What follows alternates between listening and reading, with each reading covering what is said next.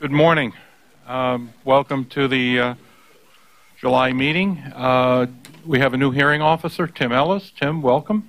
And how many speakers do we have this morning? Mr. Chairman, we have 9 public speakers today. Let's go. Before we get started, I'd like to remind our public speakers that in the interest of time and fairness to all speakers, that we limit everyone to 2 minutes. Please be aware of the clock up front and the warning you will receive when the clock reaches 30 seconds. I'd like to start with our first public speaker, Janice Bartley, who will be followed by Christopher Greif and Oscar Siegel.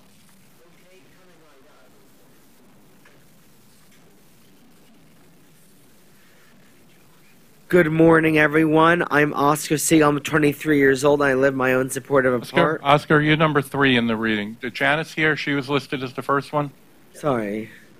So, where do I... Janice Bartley?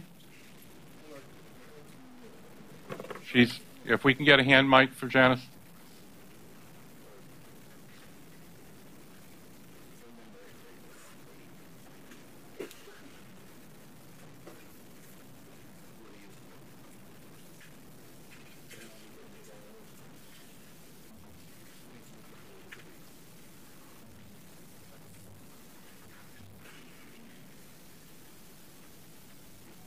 Yes.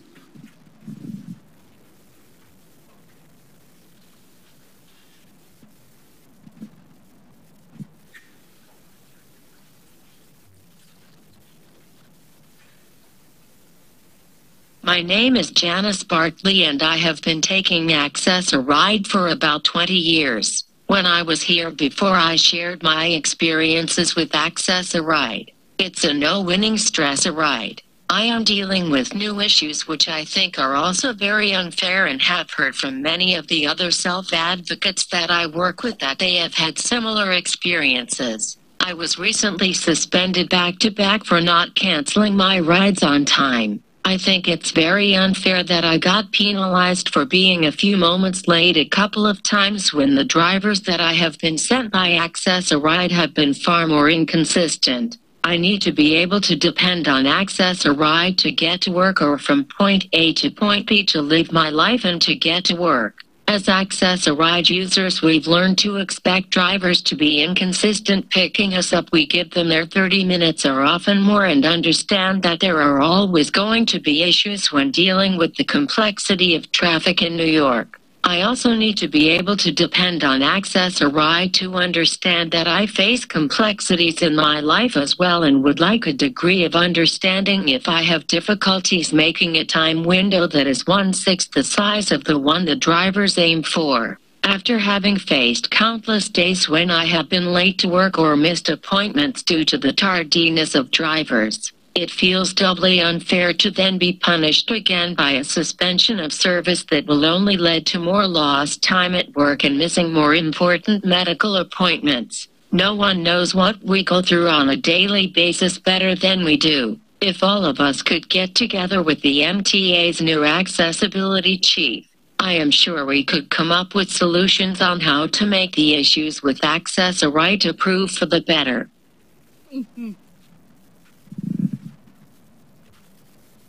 Thank you. Our next speaker is Christopher Greif.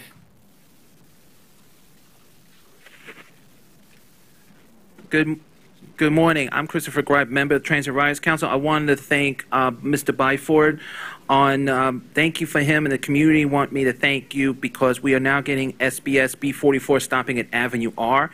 It is now going to be very easy for our customers now to get on a bus safely and getting to Kings Highway train station, not just with the 82 and the B7, but the B2 and the B31 can now get them to the B and Q trains more safely and more quicker times. So I do want to thank everyone who made sure this bus stop will be added in, and please enjoy your day. Thank you.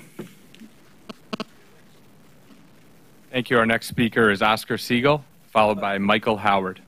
Okay, good morning. My name's Oscar Siegel. I'm 23 years old and I live in my own supportive apartment. I've been having problems with Access a Ride. They have not been showing up on time.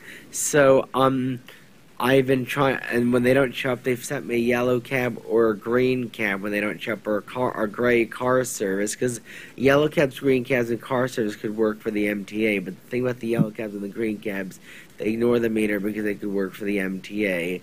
If I'm pressed for time, sometimes they're early, sometimes they're late access ride, sometimes they're on time, but some days I get a recording call and some days I don't. And I've been very flexible. Like today, my accessory didn't show up, so I took a gray car service down here, and they worked for the MTA. And I've been evaluated near me, and in the Bronx at Hone Avenue at the Accessoride office. An Accessoride brought me to my appointment. They didn't charge me to go to my appointment for Accessoride. And where I live off the BX6 bus, and they just put a select bus service by me near Yankee Stadium. And a lot of changes going on at the MTA. So with Accessoride, and it's a small car, it's a van, and it's a bus Accessoride. They're all different sizes of vehicles, and just want to keep using it, and hopefully they'll be more on time, or they send me another driver if they're running late. And they should keep going to other parts of the city, like they go to the airport, JFK and LaGuardia. I've taken them to Penn Station, Harlem 125th Street, and that's it. And my name is Oscar Seal. Once again, thank you for being here. Thank you. Our next speaker is Michael Howard, followed by Iman Ramawi. Good morning. My name is Michael Howard. I reside in Far Rockaway, Queens. I'm an advocate for various organizations because I'm a mild intellectual person with a disability. I've been denied from Accessoride since September 28th of last year, which is 2017, and they don't believe me that I'm experiencing some pain/stiffness on my legs. But they don't understand that I'm fearless by riding public transportation. I hope I get an Accessoride reform someday. Have everything more accessible. Please have the transit system moving smoothly. And Mr. Byford, I'm so glad this is the first time I've been coming to so many transit meetings. I'm also sort of a member of a PCAC meeting, and also New York Transit Riders meeting whenever they have it. And my additional note, I just want to say my message to my message to Andrew Cuomo. I hate to say this, but your time is up for being governor. It's best for Cynthia Nixon to be the next governor.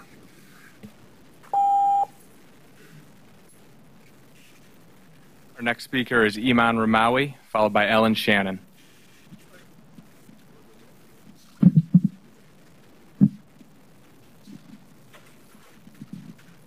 Yes. Hi, good morning, everyone. I am very caffeinated right now. My name is Iman Ramawi. I work with the New York Lawyers for the Public Interest as the Accessoride organizer and coordinator. I've also been an Accessoride user for 9 years, 4 of which I've been an amputee. And I just want to say, like, the new Curb app is actually really awesome. It's, like, opened up my life to be able to be a little more spontaneous, that if my siblings call me up for something, or if my boyfriend wants to go out with me somewhere, if I want to meet up with my friends after work, I can. And a perfect example is Monday, a meeting changed around, and I had to cancel my Accessoride, and I was able to call a Curb after. My life functions that way. And it's awesome that it's actually working for people who are really busy like me. Legs have not stopped me from a job and a life, and hobbies and stuff like that. And I just want you guys to go past the pilot in October, because my life is suddenly, it's opened up in a whole new way that I didn't experience before. But also, because I live in Throgs Neck at the top of the Bronx, there aren't that many around there. And this morning I took a regular accessorized vehicle and got picked up at 6:41 and got here at 8 a.m. So I don't know how that works. I don't know if you guys are planning on changing anything around, but I would really appreciate it, because using the regular accessorized vehicles to be on time for things, either you show up 2 or 3 hours early or you're really, really late, which doesn't work for someone who's a busy, busy person. Also, we met with Veronica and Ira, and you guys were really awesome and open to our suggestions. And I'm hopeful for what the board can make happen, because I'm kind of tired of paying for Access-a-Ride when it doesn't actually work for people. And just as a point of reference, there was an older gentleman who fell on the train tracks and died about 6 weeks ago, who uses the same walker as me. So I'm not too pressed to use the train, just so you know. Thank you. Thank you. Our next speaker is Ellen Shannon, followed by Mary Parison Lavelle.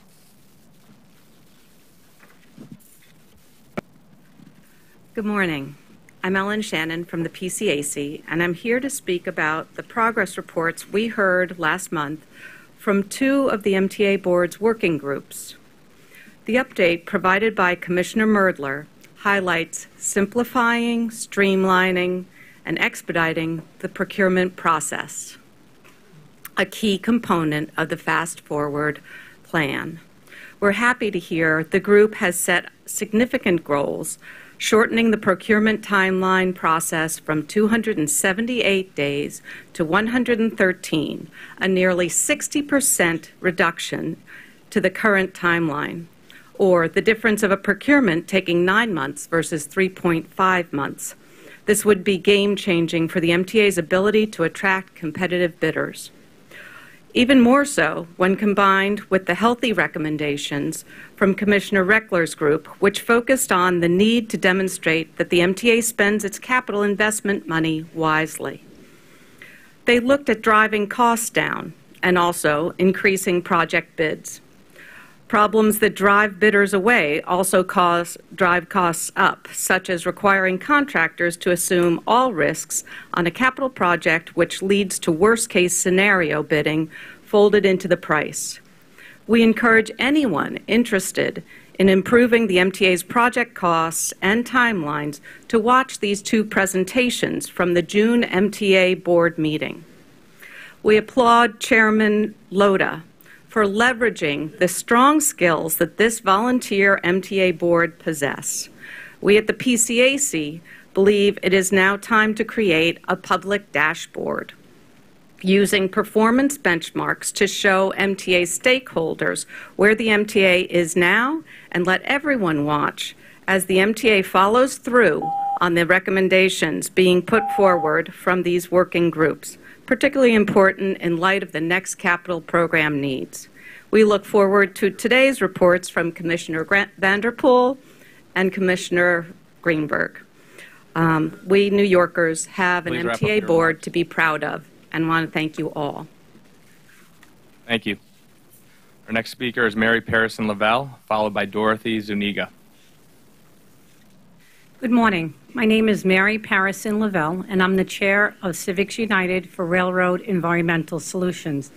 I want to personally thank President Eng for the active interest he is taking in the long-standing problems caused by your freight railroad operator, New York and Atlantic Railway, and its fleet of high-polluting, unregulated, Tier 0 switch-duty cycle locomotives. Last week, President Eng met with public officials and community representatives in Queens to discuss the urgent need to replace all of these Tier 0 locomotives with Tier 4 switch-duty cycle locomotives. We also discussed reasonable solutions to the ongoing needless quality of life and public health and safety concerns. I've been bringing these issues forth to this board for the past 19 months and to the Long Island Railroad MTA since 2010. And last week, our Queens elected officials have made it clear that the time has come for the Long Island Railroad to take action. So today you have a handout that I gave you, and this is a letter that we sent to Chairman Loda, Charles Mordla, Scott Reckler, President Foy, President Eng, and this was after your June board meeting.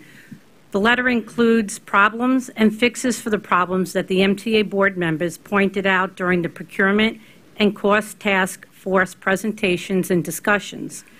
And it outlines how President Eng and the MTA board members can achieve the increased competition, value engineering, cost containment, and culture change you want in the Long Island Railroad's Tier 4 procurement. And that RFP is 6263. So President Eng's fresh approach and the MTA board's procurement and cost containment directives can change a money thrown away culture. Please wrap up your remarks. Yes, please take action on this RFP 6263 and achieve the immediate, measurable improvements you want. Thank you. Thank you. Our next speaker is Dorothy Zuniga, followed by Wendy Richardson Atwell.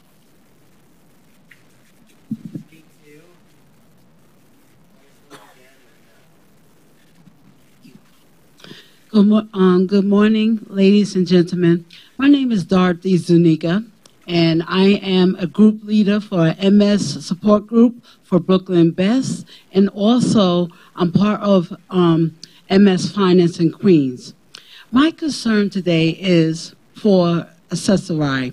A lot of our participants take accessory, and they're having problems getting their rides together as far as being picked up.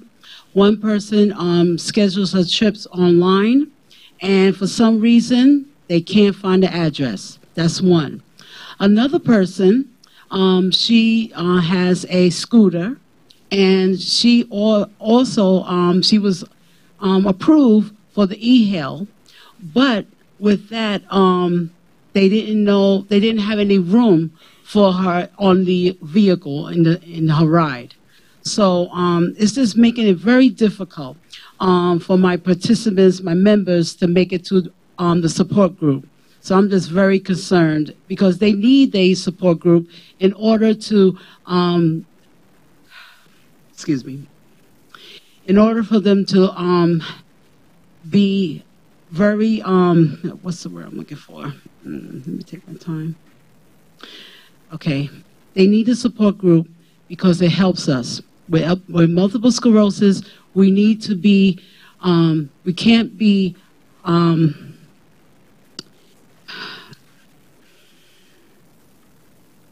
we can't not be just staying in the house. We need to get out there, and we need to be social. And with accessory, we are able to do so. So it's very, very emotional for me because we need to be able to make it to our groups. And with accessory, that is that's something that's so important for us to do, is to be able to travel. So please, if they could work on these two major problems, so my members could go to their support group, it would be greatly, greatly appreciated. Thank you so much. Thank you. Our next speaker is Wendy Richardson Atwell, followed by Joe Rappaport.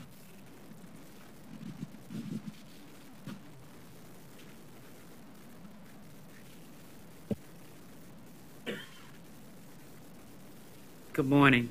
My name is Wendy Richardson Atwell. I represent multiple sclerosis and lupus. I'm here to talk about accessory and how it abandons my members and my friends and my sisters and brothers. I'm a group leader for Brooklyn Best. I am a member of MS Finest of Queens. I am here because I'm still able, somewhat, to drive, which means I go to my meetings, I go to doctor's appointments, but I sit there and wait with the members who are waiting on accessory for hours for doctor's appointments, for hours when they're supposed to be picked up at a certain time, and they're not, for hours when they don't show up. It could be raining, it could be snowing, they could be in a walker, they could be on a wheelchair, they could be on a cane. And in the elements, if there's no place for them to be having any shelter, they're wet, they're sick, which means they got to go back to a doctor.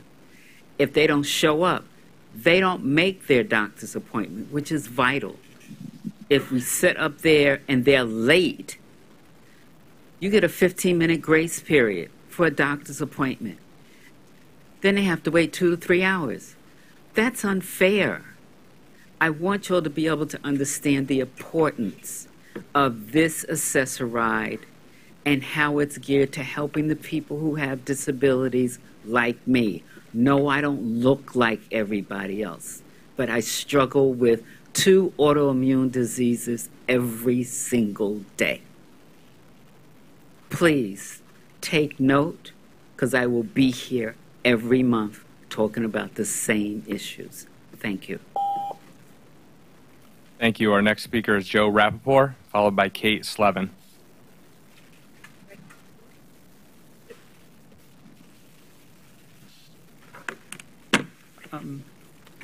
Good morning. I have prepared testimony which I'm going to distribute if that's okay.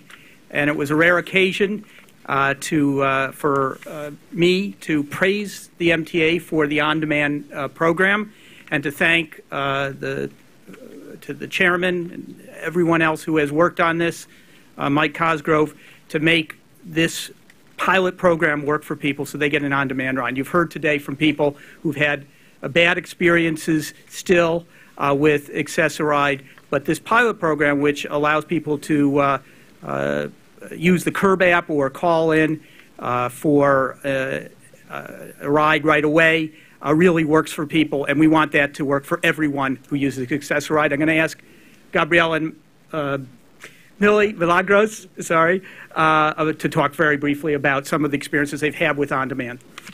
Thank you. Thank you for the opportunity to speak this morning. My name is Gabriella Amari, and I work for BCID. I have a perfect example of a good story for the Curb app. We marched in Disability Pride Parade on the 15th of July, and after when we got to the end of the parade, I fell ill and I needed to get home quickly. So I rolled right over to 14th Street, and within 2 minutes, I was boarded into a cab and flying down the road. He got me home in record time. It was only $275. Everybody wins with this pilot program, okay? It costs the MTA less. It gives more business to the accessible cabs. And we get on-demand hail, which we've been wanting forever, okay? So everybody wins here. So I am asking very respectfully that you don't leave this only as a pilot program. I know that you only wanted about 200 people to sign up initially with this program, and you've got over 1,000. That should speak for itself. Please make it a permanent program. Thank you. Our next speaker is Kate Sullivan.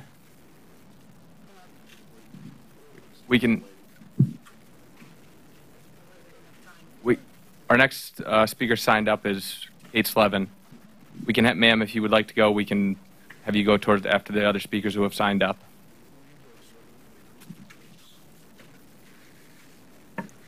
Good morning, I'm Kate Slevin with Regional Plan Association. This week we learned that the subway system has been stabilized somewhat. Unfortunately, the MTA's performance is still at record lows, leading to a continued decline in ridership. The MTA needs significantly more investment to modernize the system, as called for in the New York City Transit's Fast Forward plan. The best way to raise funds to do this is through a comprehensive congestion pricing plan for New York City. It is an equitable way to help fix our ailing transit system and comes with the added bonus of reducing traffic, congestion, and improving air quality. Congestion pricing requires passage of state legislation, but there are many steps that can and must be taken now before the legislature reconvenes. The MTA and New York City DOT should start planning for and soliciting feedback from communities on specific bus improvements that need to happen in advance of a congestion pricing program, especially in the outer boroughs. The MTA and New York City DOT should advance the necessary environmental review and planning study process for a program and begin to evaluate various alternatives. This will take a few years to complete, so needs to begin before there is consensus on the specifics of a plan. Governor Cuomo, the state legislators, MTA Chairman Joe Lhota, and Mayor de Blasio should announce their appointees to the Metropolitan Transportation Advisory Group, established in the state budget in April. The legislation calls for 10 members to evaluate such things as MTA project selection, funding, tolling, and fare policy. The final report from this group is due in December. The MTA should also continue to work diligently to reform its capital project delivery process. This means internal reforms so revenue raised goes farther to address dire construction and maintenance needs. These reforms include implementing cost controls, improving transparency and accountability, streamlining the procurement process, putting one person in charge of projects, and instituting a better design process that results in more realistic budgets. The MTA should provide routine updates on the status of these changes so the public and elected leaders see that real reform is happening. Thank you. Thank you. Our next speaker is Valerie Joseph, followed by Shane Anderson.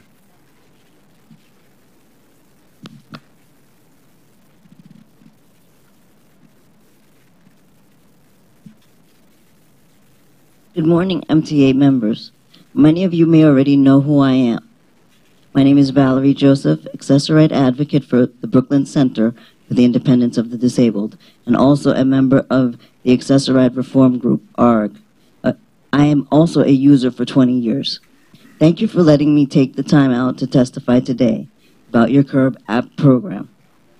This program has been a godsend for me. In March of 2017, I was hired by the Brooklyn Center for the Independence of the Disabled as their accessory advocate.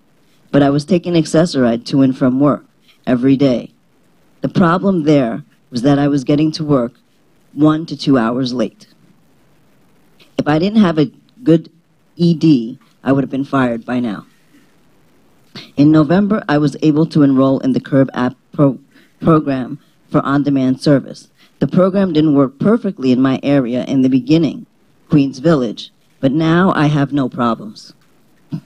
I'm at the Nassau border, so this is where the problems arise. Yellow and green cab taxis often don't make it there.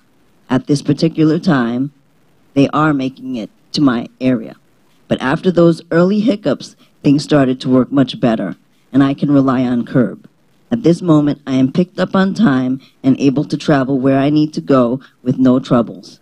I can go to meetings when I'm asked and dropped off at my office and go to other meetings, one after the other. Also, besides work, I'm able to travel around the city and hang out with friends and family at any moment and not miss out on any events. Excuse me. This has been a life-changing moment for me, and using this program, as I am a very busy person before and after work, I thank you very much for implementing this program, and please think of getting it to other people who are on the waiting list. Thank you. Thank you. Our next speaker is Shane Anderson, followed by Vijay Dugal.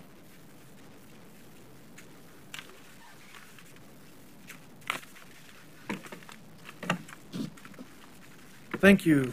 Good morning. I'm the Accessoride Community Organizer for the Center for Independence of the Disabled New York and Sydney.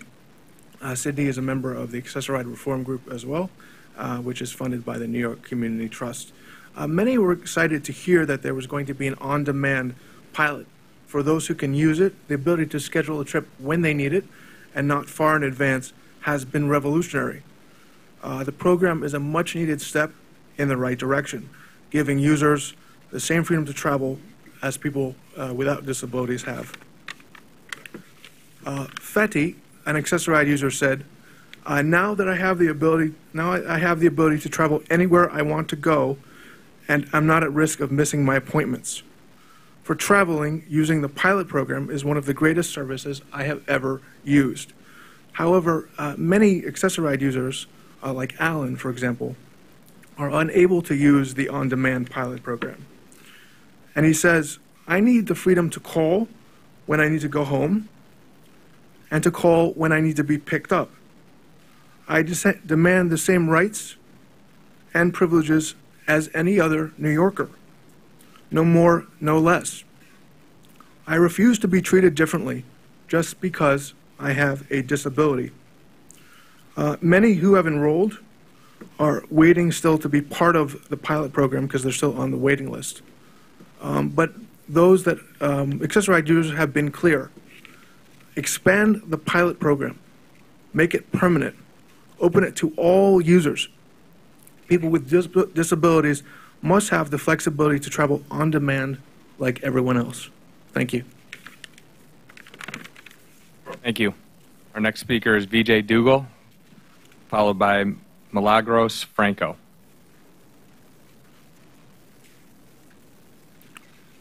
My name is Vijay Dugal, architect. You probably remember me from past few meetings. 4 people died since the last time you had this meeting. And 4 people are likely to die by the time you have this next meeting. And 8 people are likely to get injured. That, I think, is a very, very serious concern. And I try to understand this issue. Maybe I try to locate some families, see what really caused. It's a very, very painful situation to talk about this issue. And I know in my heart that these deaths, many of these deaths can be prevented. I know MTA has been seeking solution, all kind of expensive, and this design that I showed you, and now I have a working prototype that I can prove it to you, that this will really a very, very cost effective. It's so cost effective that it pays for itself. And I'm going to willing to go as far as possible. I will install this system free of cost to the MTA under certain terms and conditions. And I had filed a Freedom of Information request requesting that how many people died between 27 in the past 10 years. And the response was that we will provide this information in July of 2019. Honorable members, this is the information, I wrote in that information that I will request this information for the benefit of the board, MTA board, mayor, and the city councils, so they can evaluate how much progress has been made and what needs to be done. And the response was this information will become available in July 2019, year from now.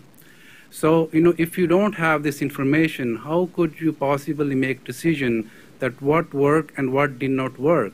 And similarly, I know you asking like $16.3 billion for, and mayor and city council probably needs to have this information. Thank you for your time. Our final speaker is Milagros Franco.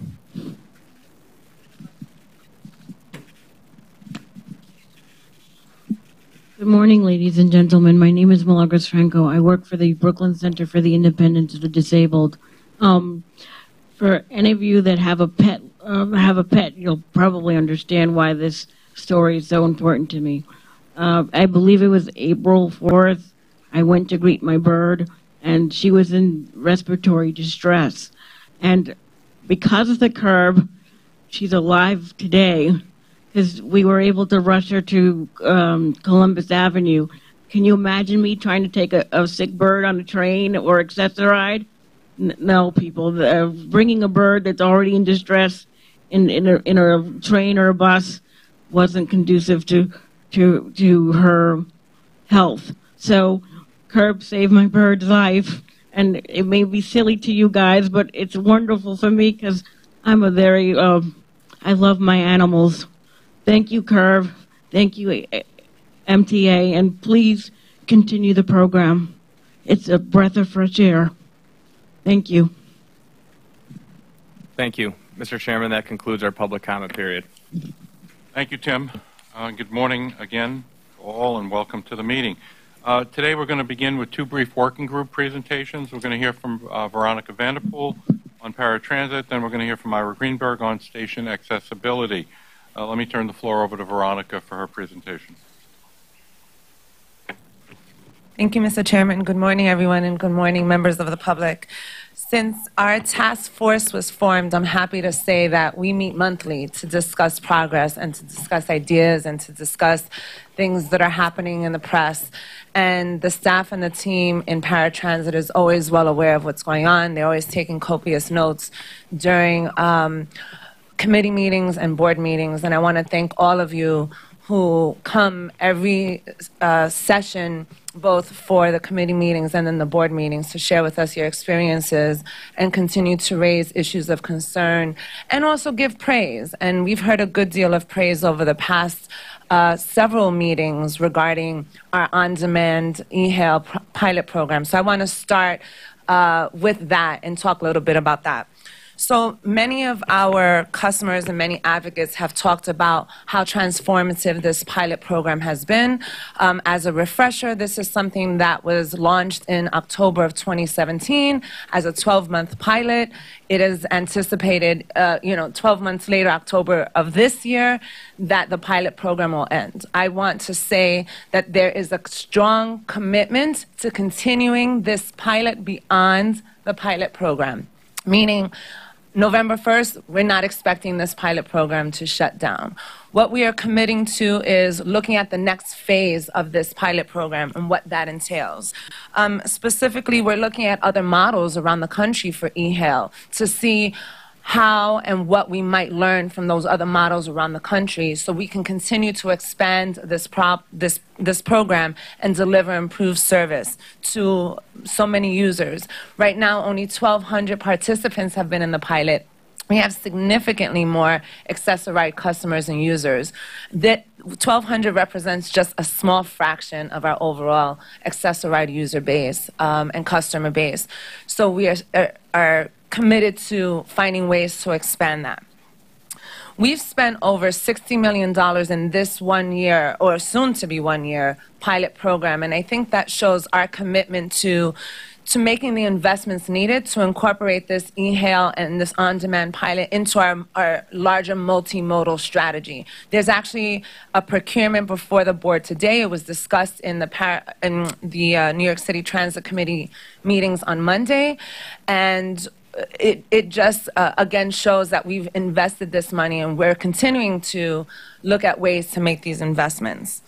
Our next challenge, quite frankly, is really figuring out how do we expand this in a cost-sustainable way. Now, I want to be clear that that doesn't mean cost has to be an impediment, but cost across this entire agency is something that we have to be mindful of. I talk about it in every single sector, in every single agency at the MTA.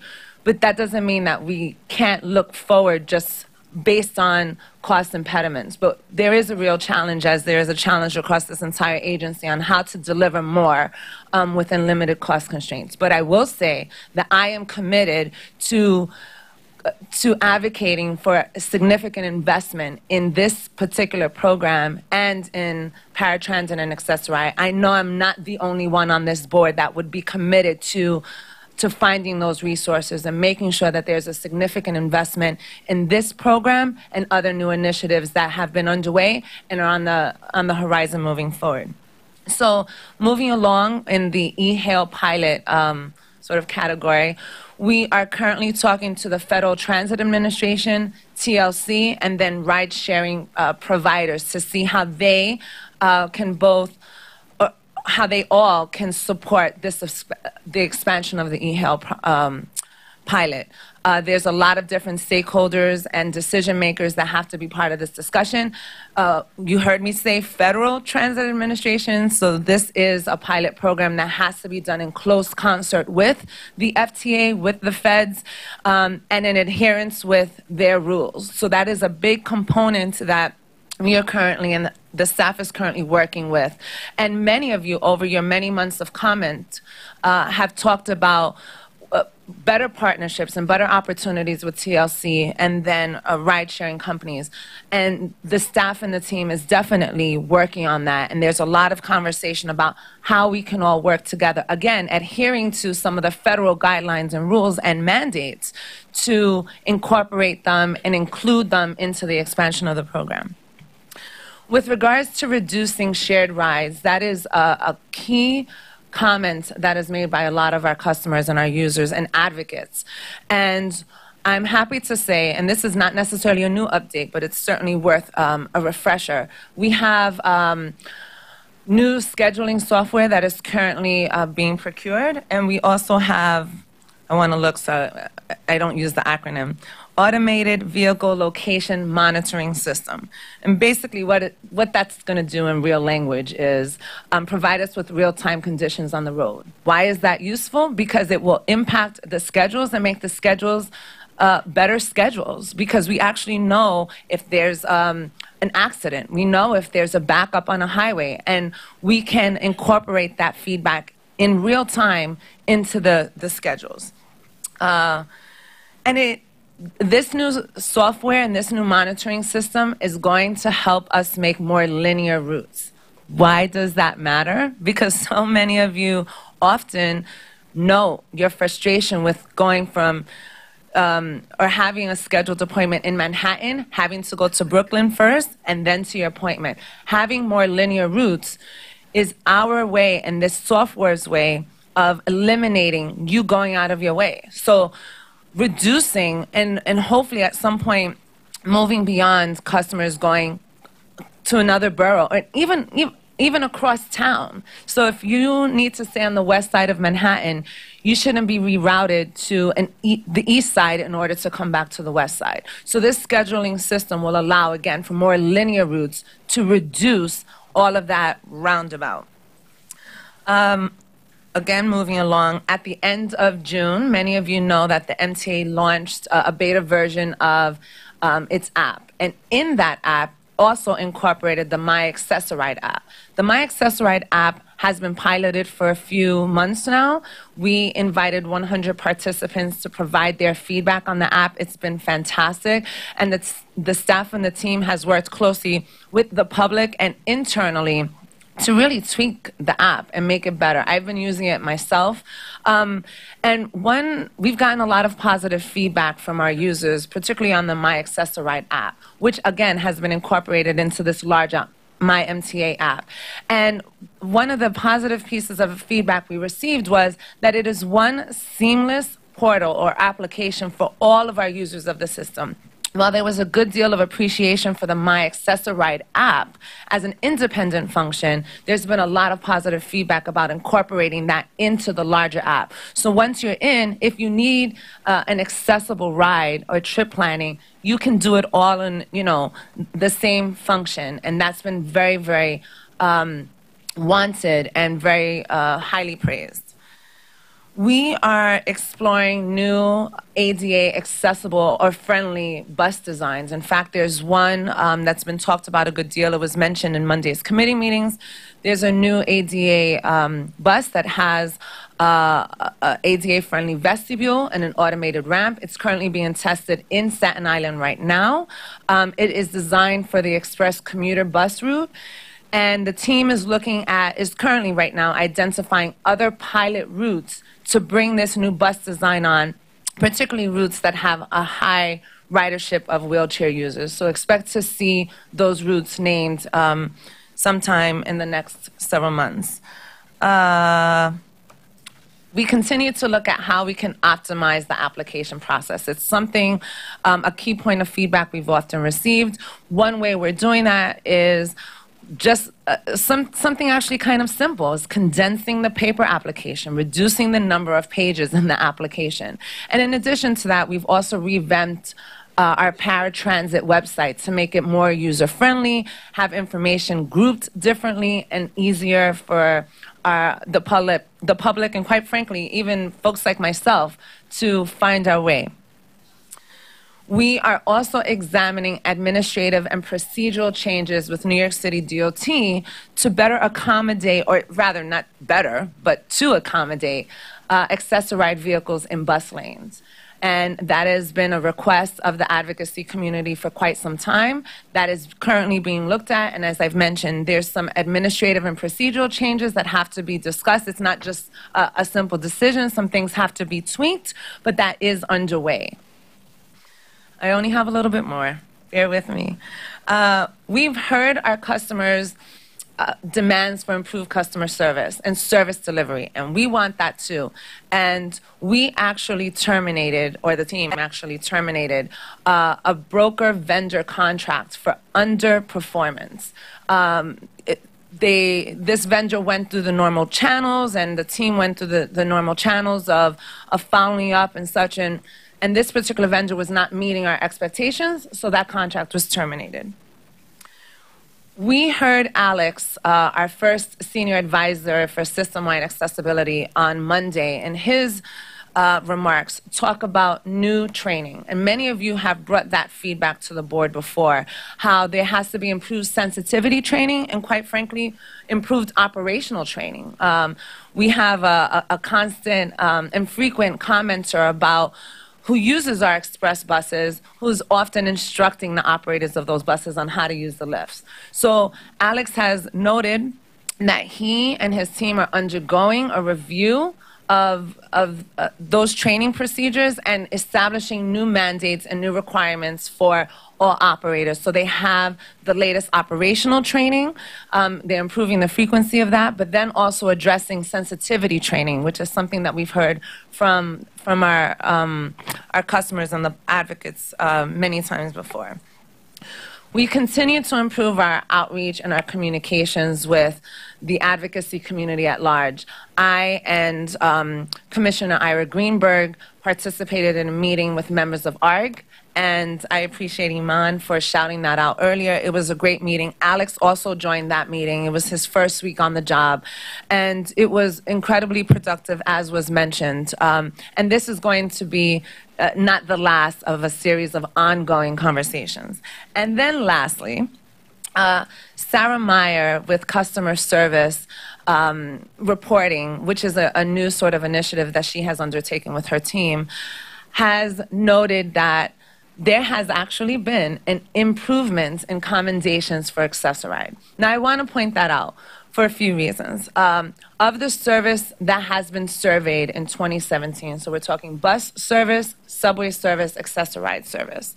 Access-a-Ride service received a 25% increase in commendations. Now, granted, we're comparing it to subway and bus service, and right now there's been a good deal of frustration with our subway and bus service.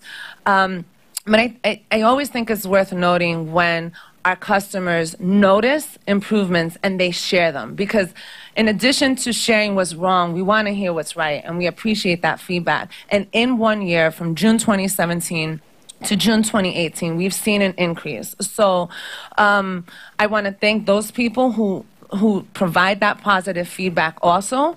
And I want to commend the team for their hard work, because I do think that it's an indication also of what's been happening over the year internally, and the improved relationship that we've had with the advocacy community and the more targeted initiatives that we've had in Access-a-Ride and paratransit more broadly. So with those comments, I will conclude, but I do want to thank again the team, Mike Cosgrove and his team, the members of the public, and then just to finally appeal to my fellow board members that these initiatives are incredibly important. You all have supported them in various procurements, not during just my tenure here, but previously, and I am looking forward to this sort of significant investment being made in the 2019 operating budget, but also in subsequent capital programs. And I expect many of you to be strong supporters of these initiatives moving forward. Thank you. Thank you, Veronica. Any questions for Veronica or anybody on the task force, the working group? Okay. There being none, Ira, it's yours. Thank you, Chairman. First, I want to start out with thank yous for my fellow commissioners on this working group: Randy Glucksman, David Jones, Carl Weisbrod, and of course Commissioner Vanderpool. We've been working together on these issues. I think a lot has been brought to the meetings by having board members at at my meetings or on the phone. I think a lot of input is very important, and has developed I think, a very good plan. First, I'm going to start out with transit. Andy Byford has started with his Fast Forward plan to modernize New York City Transit, and in there was one of his top priorities, making stations accessible. As he said in his 5-year plan, the idea is to make it so that no one is more than 2 stations away from an accessible station. That means a station with an elevator in it. Right now, there's 118 transit stations that are wheelchair accessible. 25 more are now in progress. Currently, there is that consultant study I discussed last time. It's proceeding quite a pace. There's 59 stations that have been completed, 37 to be done by the end of August. 150 stations will be finished by the end of the year, which will give us a good foundation to start beginning our selection of stations. The factors included in these stations is, and evaluating them, whether they can be made accessible, how much it costs, or whether it's feasible, is this 4 technical complexities, logistical challenges, service impacts to make them accessible, and how much you have to close the whole station or just a portion of it or any of it. And neighborhood impacts. In other words, that's a big deal too. If you put an elevator, do you need to take some of the street away? How much of the sidewalk are you taking away? Do we have to use private property? So all that will be evaluated for all the stations by the end of 2019. 150 will be done by the end of 2018. Right now, we've been moving, Andy I know has been moving really to add some stations. Westchester Square on the 6th line was added to this capital program as part of the Canarsie line shutdown. 6th Avenue and 14th Street has been added. That's the F, the M, and the L. That station will be made accessible within this plan. And I know they're working with New York City now to select some station to how we're going to do the stations they've put in to make accessible. I know my personal favorite is Queensboro Plaza. I think that's a challenge and I think a necessity because it is a very high volume station located in the center of Long Island City and a high transfer point. So I'm anxious to see that implemented. Going forward, I think our committee, one of the things we're going to be doing going forward is looking at the stations, looking at the plans, and determining which stations should be made accessible. I think towards that, as Veronica mentioned, we're going to continue, at least we will continue to meet, and so will the staff here. I know they've been meeting with the accessibility community to see their input. Alex Lugan was recently appointed, as you mentioned. We've been working with him. He was at my last working group meeting. I think his input was extremely invaluable, if you wish. I knew Alex even before he came over. I met him briefly before he came over. I have a lot of respect for him, and I think he's added so much now to our working group. I don't even know if I hate to say we don't need a working group. I like board involvement, but having Alex there has really been a help. And I think even at the last meeting, the commuter railroad presidents were there. I think he was very helpful there as well. As I mentioned, coverage is the primary goal of Fast Forward, and primary goal what we want to do. We do want to make it, right now we have transit deserts. We want to try to reduce or eliminate them within the next capital program. But in looking at what stations we want to make accessible, right now we have five criteria. Transfer points and terminals, which has been an old one for the key station plan. A ridership, we do want to get, if we're going to invest this money, we want to make sure we first get the stations that have relatively high ridership. Cost and complexity, just because we do have limited funds. Key destinations, there's some places which have high levels of disabled people that we want to see, and also just hospitals and care centers would be a place where we'd go. We also want to look at the demographics in general. I think we'll be looking at accessory data to see where there's clusters of disabled people. We would want to get to those. Right now, in looking at, in the history we know we have issues with elevator maintenance, and I think that some of the things we're looking at, there's 2 studies. One is we're looking at our preventive maintenance practices and performance. This is after, I mentioned, we did hire a number of people who were being very aggressive about hiring elevator maintainers and trying to retain them. But we are looking at better elevators and how best to maintain them. So we'll be implementing some of the recommendations from a study. And then there's the design study, which I think Andy really, when he first came here, he demanded that this be done to look at better specifications for elevators and maybe some some way we could have a uniform type of elevator, not be so custom made about it, and have a quicker way to install them, and easier to maintain. If you have many elevators that from the same that have similar parts, it'd be easier to maintain them. And I think that's what we going forward is looking to do. Transit is working on several fronts for clear instructions to people. I think some of the issues we see is beyond wheelchair accessibility. Some of the things we have is that on our trip planner and some of the text and email alerts, when we do tell people there's something wrong, we're not really telling them how best to get around that problem. The My MTA app is supposed to help try to do that. I haven't tried it. I'm going to have to do that. We're going to temporary signage will be deployed on route options in the event of elevator outages. We're in the process of developing a handbook. I know at several meetings this has been talked about. It should come out momentarily, quickly, I would hope, for telling people all the accessibility programs that are available. One of the things I know I've mentioned just from hearing the advocates is one of the issues we face, because we have so many employees, and most of our employees who do directly interact with the passengers, it's not their primary focus to help the disabled, but we have to make them more aware and understand this is important.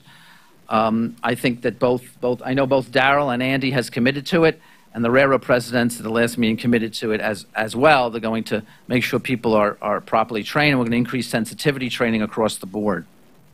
The soon-to-be implemented station managers program will support that. Getting to the commuter railroads, there's been some talk about accessibility there. There's been issues. I brought them up. Someone brought them up to me. I know Kathy and Phil have both made commitments to us. They're going to relook at how their employees interact with disabled. Also, we're looking at, for the next capital program, there are still transit deserts. The 85% of Long Island Railroad and 71% of Metro North Railroad stations are accessible. We're looking at increasing that, especially next program, and especially in areas where there may be transit deserts. On Long Island Railroad, I know there are 2 spots. One is southeastern Queens. I hopefully will be looking to make 1 or 2 stations down there accessible in the next capital program. Finally, regarding Long Island Railroad, I'm going to pass out, if people weren't at the Long Island Railroad committee meeting, you missed, Phil Eng mentioned he started a new program just this week, Long Island Railroad Care. On the front of this is just telling people what they could call at any time, not just even in advance of your trip. If there's an issue that you have, you're disabled, you're on the Long Island Railroad, you need assistance, you don't have to just talk to the conductor. You think there's going to be a problem at the station when you get there, you can give a call, and it's LIRRCARE. Just one last comment on this. I just want to note, I mean, it's good he went and did this. As you see, I'm wearing my glasses to read this report. I'm also I took on my glasses to look at this, and it's good because it's on one small piece of paper. When you make something on one small piece of paper, it makes it more difficult to read.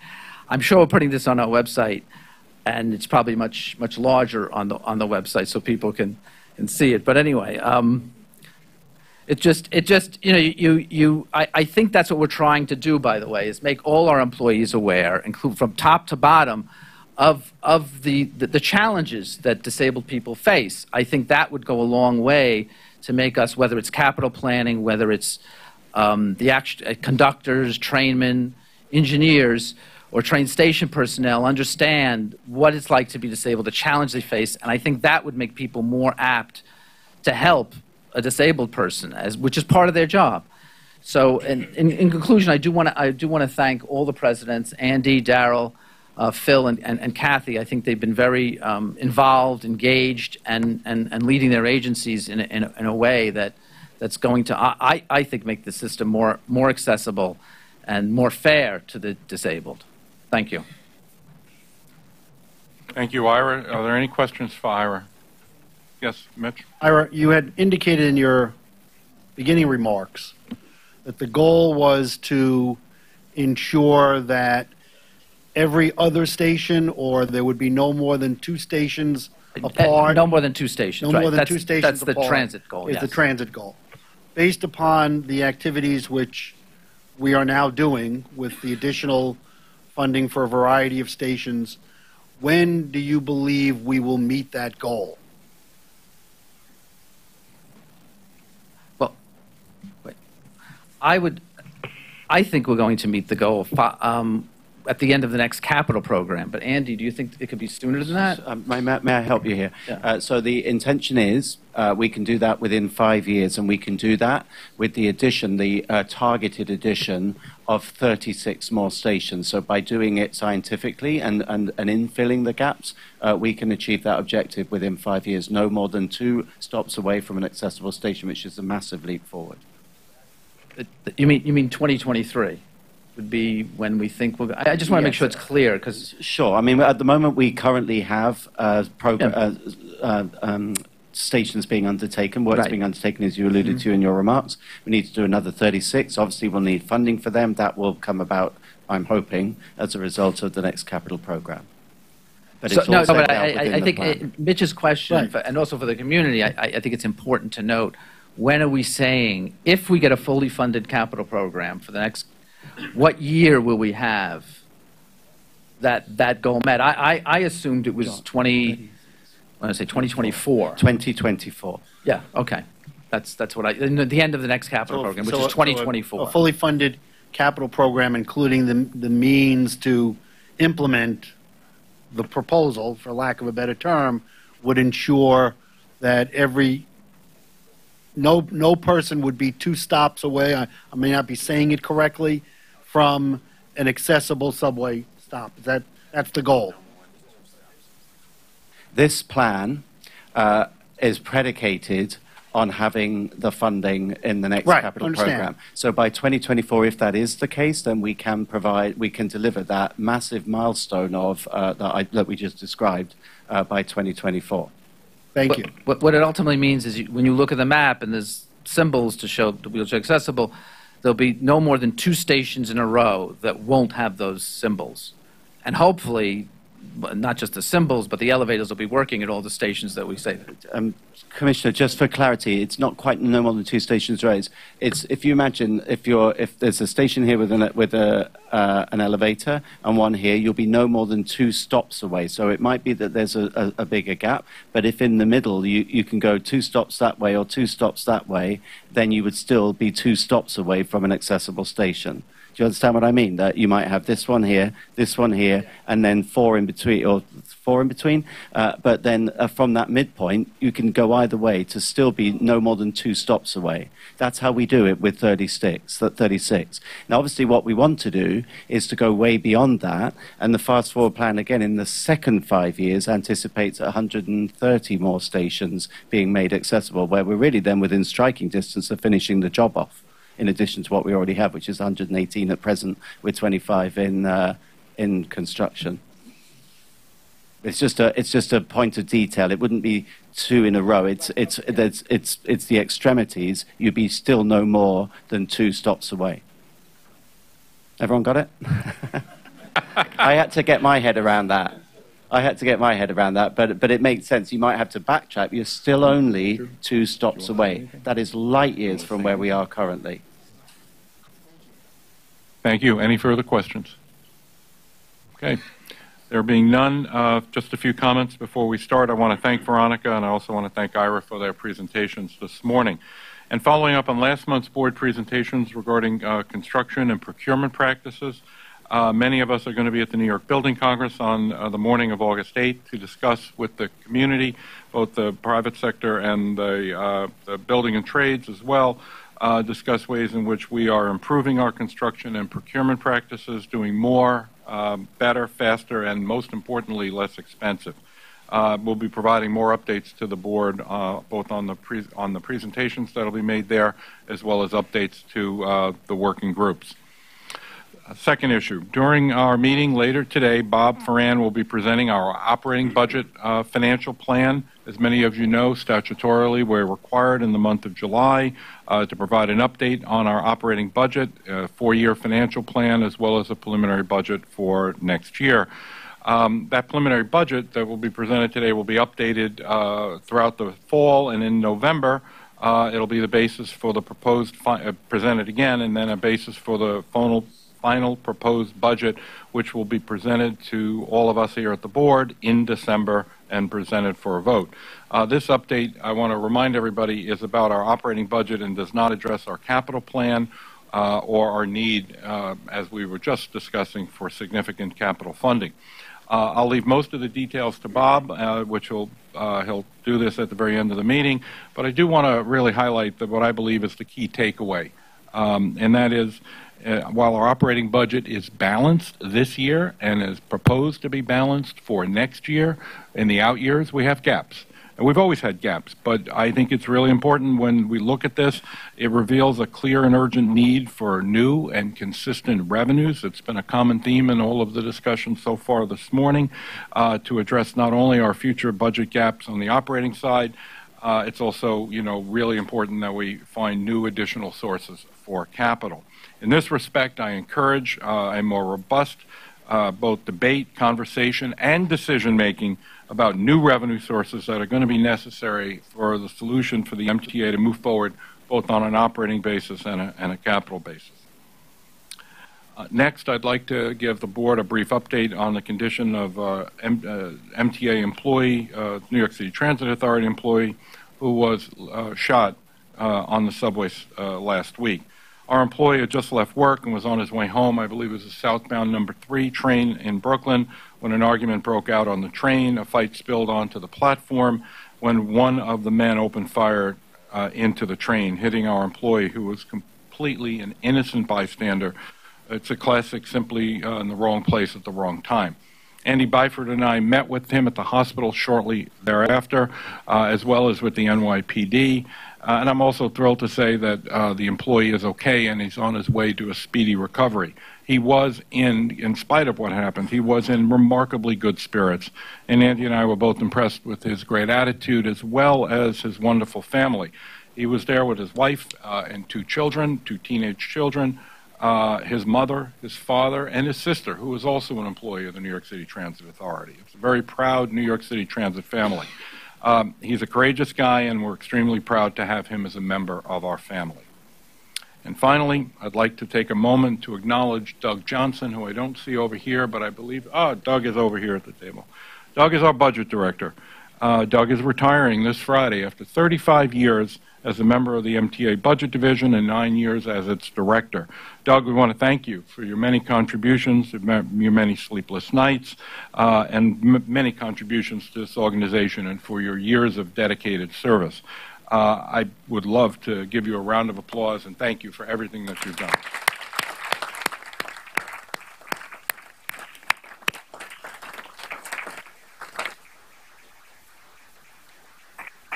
Thank you. That ends my comments. Now we'll be able to start the meeting and move forward. The minutes of the the minutes of the June meeting have been distributed to all members. Are there any corrections or omissions? If not, I'll make the motion to approve the minutes.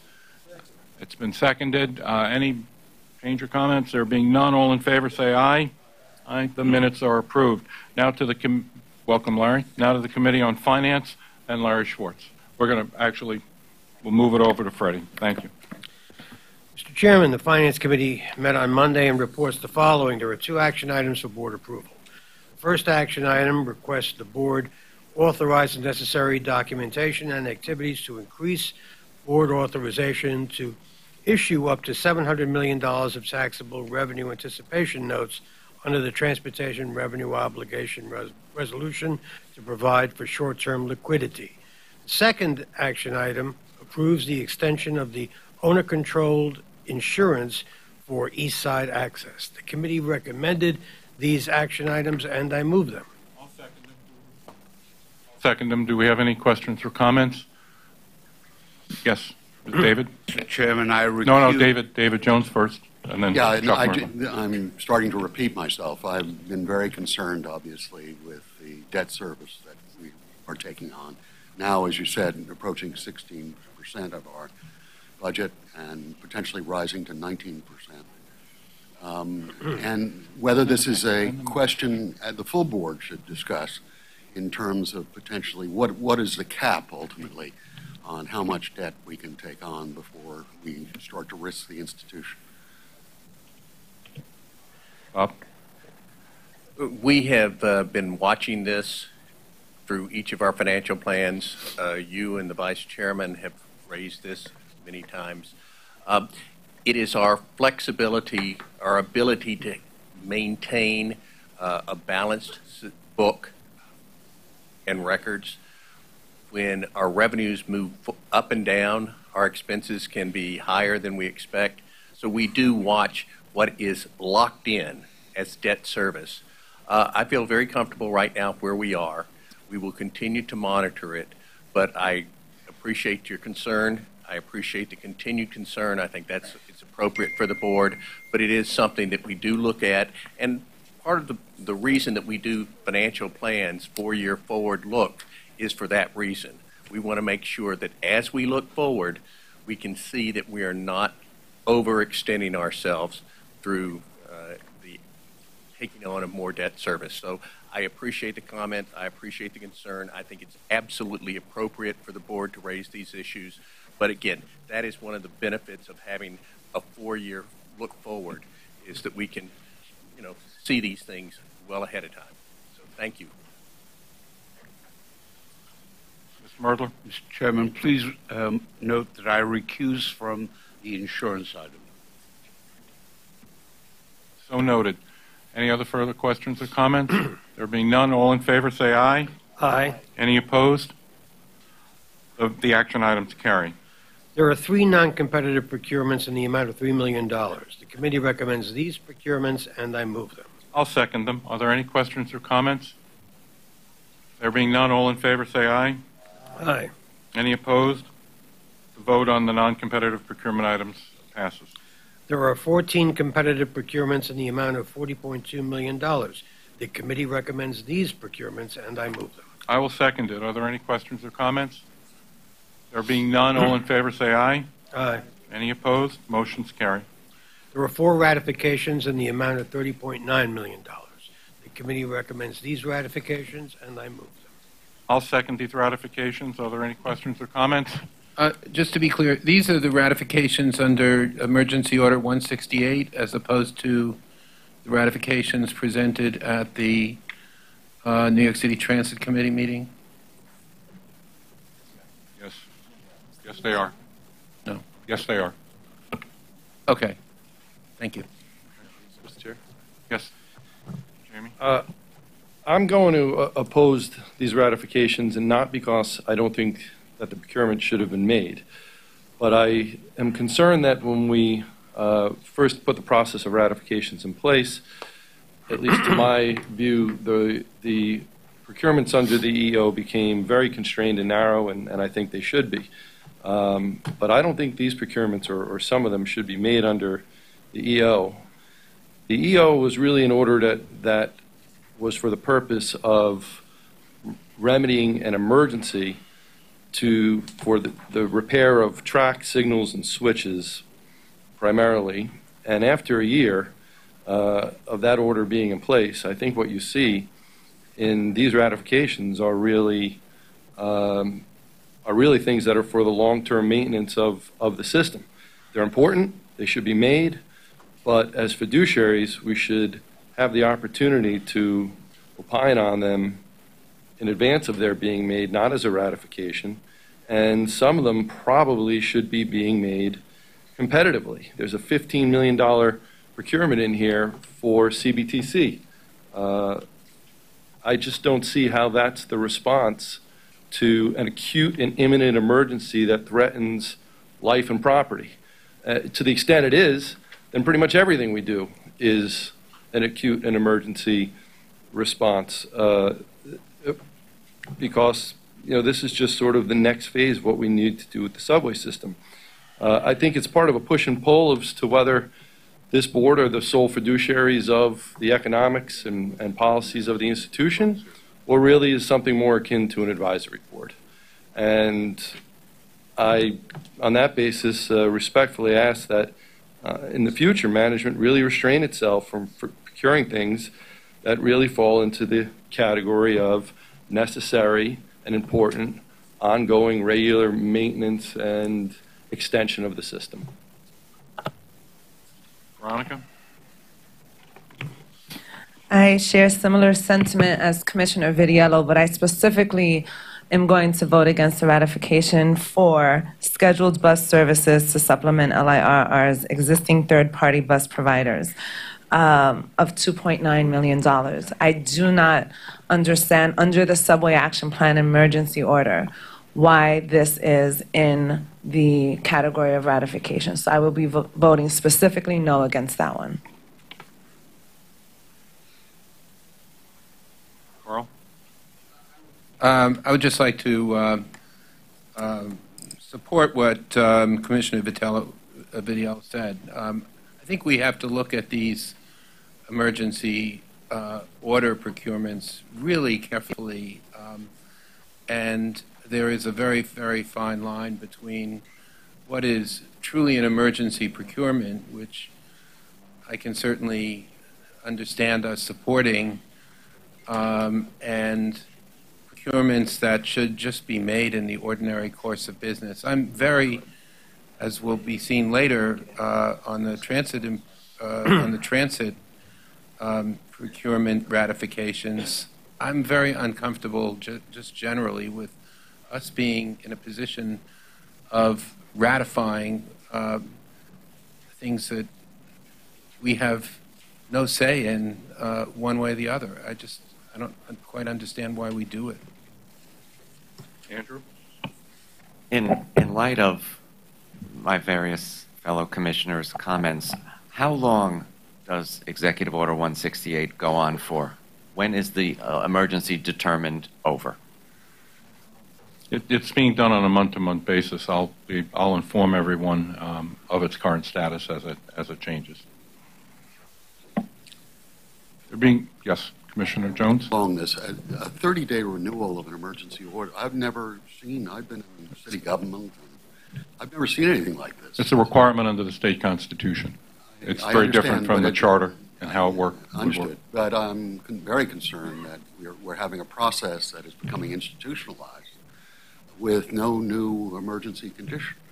And I think it does. I'd like to support the prior statements that this does put this board and its fiduciary duty more as an advisory board, if this process continues, than as a real board that's acting appropriately. So I will vote against as well. Just to endorse what previous speakers said, I think there are two issues here. One is, what is the substantive basis upon which the emergency order is renewed every month, and what substantive analysis is undertaken to say each month it should be renewed for an additional 30 days? And then the second question, which Commissioner Vitiello raised, which is, what is the standard for saying this is an emergency and this is not an emergency, and procurement? And I find both of those questions very relevant right now, and disturbed that we don't have a very clear standard on either. Ira? Well, I was going to say something different, but in answer to Commissioner Weisbrott's question, usually staff does, but I would think that the answer to that question is we're not meeting our goals. I mean, right now, I know, I pointed this out at Transit, we're not meeting, we have goals in our annual report and in the strategic operations plan as required by statute of how our performance is supposed to be line by line. We don't meet that in the transit system. In fact, it falls pretty far short if you look at the goals. Same thing with Long Island Railroad. If you went to a Long Island Railroad, we're not meeting our on-time performance figures for almost every branch. So I think that, to me, that's the standard I might use. And it's not like you fall somewhat below your operating goals and there's an emergency. No, but a perennially bad service, let's call it that, or below goal, I think justifies an emergency order.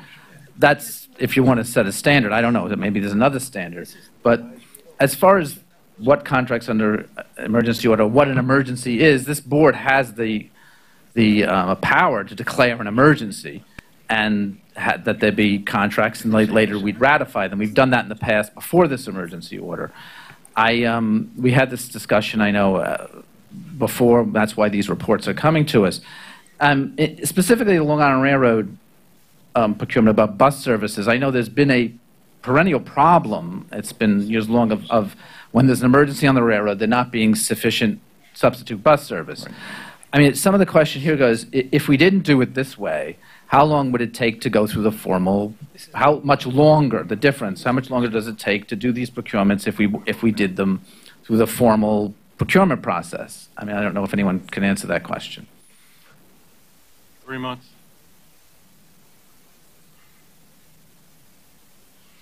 Jamie? I would point out, though, first of all, I don't think we have, as a board, the right to question the governor's issuance of an executive order. I think he has every right to issue an executive order and to declare a state of emergency. What I'm questioning is, with all due respect to management, their application of the order to things that are really procurements that are necessary in the ordinary course of business. The executive order is specifically to respond to an acute need that risks life or imminent risk to life or property. I don't think that a long-term trial for CBTC is a response to that. It certainly is for the purpose of ultimately providing more safety. It's important, it's necessary, it's something we should be doing. It's just the manner in which we procure it that I'm questioning. But to be clear, I think the governor clearly has the right to issue executive orders, and you know, I'm talking about how we respond to them. I don't think that bad service falls into the category of an acute emergency under the declared state of emergency in the entire MTA zone. But I'm sure the debate will continue. I will pass out to everyone a copy of the executive order to read. It goes far beyond what Jamie mentioned as being life and threatening and all that, the specific reasons why, because I think I'd rather not change the phraseology that's in the executive order so that everyone sees the purpose of it. Yes, Peter. I think the definition of an emergency as it relates to our system goes way beyond whether or not something is a threat to life and limb or going to cause an injury. If you're a person who relies on mass transit to get to work on time every day and you fail to do that and you're going to lose your job as a result of it, that's an emergency. If you're suffering from a disability and getting to a doctor's appointment on a regular basis is a difference between your good health or your bad health, and we can't provide that service, that's an emergency. It's an emergency to those people that have to live through that every day. If you're a single mother who works in Queens, who lives in the Bronx, who has to go through our transit system, while at the same time dropping our children off at daycare and trying to make it to work on time and then get back to pick up the children at daycare and then get to the apartment to get the children through the day, make sure they do their homework, put a dinner on the table, do a couple of loads of laundry, and all those other things that all of us have to do in order to maintain a normal family life. If they can't do that to that person, that's an emergency. It's very real, it's very taxing when they can't do it, and the truth is that we have an emergency, and here's what it is. We have hundreds of thousands of people throughout the system that aren't able to meet their goals and objectives through ease of transportation all the time. And that problem is severely exacerbated for people with disabilities. Period, full stop. There's absolutely no debate about that statement. I would like us to come to a point where some of the procurements that we're undertaking under the emergency order are done with some consultation. And I think that can be done. Mm-hmm. I think that we can work hard. I know for myself, I would come to an extra meeting if it was necessary to do that during this period of time. I'd like to be involved. I'd like to be consulted. I'd like to have an opinion. I'd like to vote on it. So we have this tension, which is that we have a system that's taxed beyond its limits, that doesn't serve the public interest, and that is by definition to hundreds of thousands of people, creating emergencies and massive inconveniences in their life every day.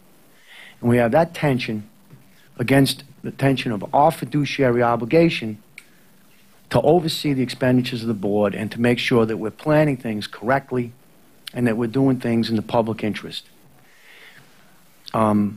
I say that until we're able to deal with the vast majority of the emergencies that massively inconvenience riders' lives, we've got to continue to operate as if we're in an emergency situation. And I say, again, that to the management of MTA, you have the capacity to engage us more in the approval process in procurements, and I would ask you to think about that. And I think that some of Jamie's problems can be easily addressed. He's not saying there aren't emergencies. He's not saying we don't have problems. He's not saying that he's against these procurements. He's saying I'm here to provide a degree of oversight. I have a responsibility to the public, and I have a personal fiduciary obligation. I don't want to be outside of the rules and the law in terms of my obligation to discharge my fiduciary obligation any more than I don't want to be outside of my obligation to the public. And I think what he's saying, and I think most of us agree, is that he's uncomfortable that he's not consulted enough in a timely fashion. So again, I completely agree that there's emergencies. I completely agree that we have to operate as if we're on an emergency footing, and I support that. On the other hand, I'd really like to see a little bit more consultation, a little bit more effort put into addressing some of the problems that Jamie brings up month after month about this issue. I think it's possible to do, and I think it should be done. I want to have 2 points to make. First, I just want to read the language portion of it, which I said I will provide to all of you, but just to talk about the language that's actually in the executive order. Given the ongoing failures of the tracks, signals, switches, and other transportation infrastructure throughout the rail and subway system, it continues to pose an imminent threat and have a vast and deleterious effect on the health, the safety, and the livelihood of commuters, resident New Yorkers, as well as commerce in the metropolitan area, and it goes on and on. That's point. I wanted to make that point very important because, Peter, it coincides with the comments that you made early on. Second, I'd like to consult with the procurement working group that Mr. Merdler chairs and to bring any recommended changes to them, to the all-agency procurement rules, so that we can satisfy the issues that have been brought up here by the members. Andrew? What's really concerning here is we know that procurement is one of the major issues, and competitive procurement that we're facing as fiduciaries of the MTA. And when you give out these contracts under an executive order of emergency, you're obviating the thing that I believe we should be fighting for, and that's watching the public's money through a competitive bidding process. And for example, I think somebody else brought this up, this sales contract for $15 million. This is a long-range study. I don't understand how this could even be classified as an emergency, and it's a big contract, $15 million. So I think this all sounds great, the emergency thing, but is it really doing what we want as fiduciaries? And that, what it's doing is saying to the procurement people and saying to the management, we're going to go around this for whatever reason. And I think that's such a terrible example for the agency. I really do.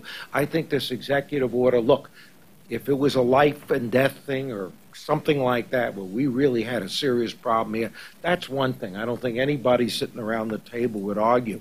But when you get into something like CBTC, which is really a long-range thing, how could you possibly classify that as an emergency order? And what you're doing is you're undermining I think the most important goal here, and that is to watch the public's money. We're under such pressure. You're going to hear from Bob, where we're under all this pressure. We've got all this debt. And here we go giving out major contracts without a bidding process. And I can't see how anybody here could justify this. I'm sorry. And I don't see how the governor could justify it. I think it's dead wrong to spend the public's money like that. Well, as I said, we will work with the committee and come back at our very next meeting, which is in September, on this issue. Scott? First, I'd just like to echo and endorse everything Commissioner Ward said. I thought it was right on target. But I also just want to add, we need to be able to react with a sense of urgency, and we do recognize that we have a procurement process historically that has been broken, to your point, Commissioner Solid. So if we're in a situation where we need to react quickly, I think this state of emergency takes off provides the ability for our team to react quickly. But I do think we need to revisit the degrees in which, when we come back to the board and consultation, and rethink that process. But I don't want to undermine the importance of being able to react quickly when it's necessary to react quickly. And thank you, Commissioner Ward, for your comments. Commissioner Trottenberg? Yeah, and Peter, thank you. I thought you really put it very eloquently, what I think a lot of us are feeling. But I am sort of curious about the sales contract, because, yeah, there's a creative tension. You want procurements to move quickly.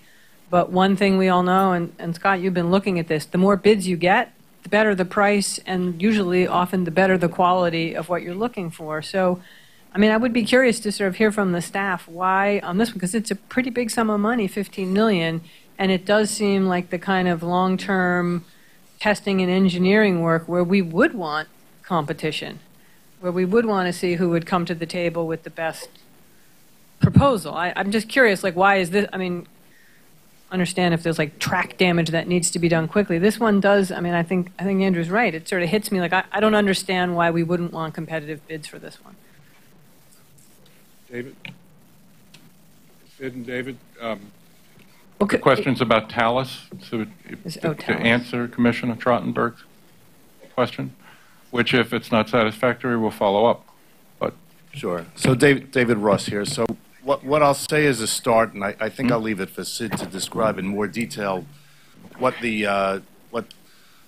we're actually using Talus to do. But this is all part of an initiative, and it is a longer-term initiative, to study options for how to move trains more quickly through the system, and to use the ultra-wideband technology to improve service in the subway system.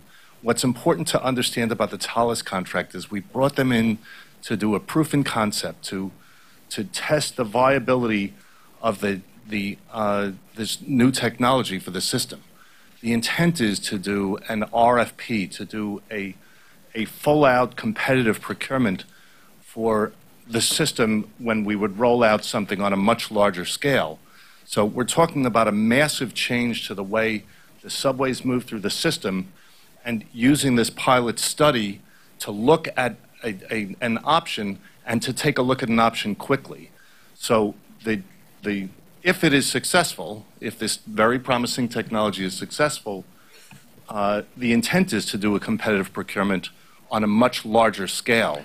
We just don't want to wait on this, on studying this option in the short term, and that's why we wanted to roll this out. Sid, do you want to talk more about the promise of the technology? But part of it is, I'll talk a little bit about the promise of the technology. This is a continuation of some other emergency orders that went into place regarding ultra-wideband, which we did probably very, very early on, first on the hardware, to determine, given the problems that we are having in the subway system about getting more trains through and reducing the throughput, or increasing the throughput, actually. This is just a continuation. We've gotten through the hardware side. Now this is to try to understand the complexity of the software side so that we can move to a full-fledged RFP process. With taking advantage of the executive order for what I think the executive order was. Fix the system as quickly as you can. I understand and I hear what the board wants and involvement with the board, and as I said, we will work with the procurement working group to come up with a way that I believe will satisfy you, all of you, going forward. But in this particular case, the Talus situation, which is an extension of the ultra-wideband that we've been doing procurements on an emergency basis for the last now 10 months. Susan? Thank you, Mr. Chairman. I'm not going to debate the individual components of what we're asked to ratify because I think all of us have individual positions on many of them. My major concern with this is that I end up with an assurance that we are being responsible in the execution of our fiduciary responsibility. And I think the concern that's being expressed is that that responsibility is somehow undercut by the ratification process, which in many cases I totally believe is appropriate and needed. However, you've suggested that this issue go to Commissioner Mordler's committee.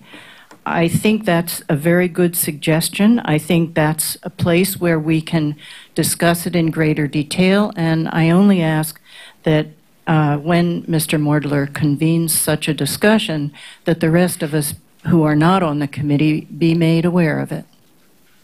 I think we all have contributions. Fully aware of it. Somebody new? Andrew?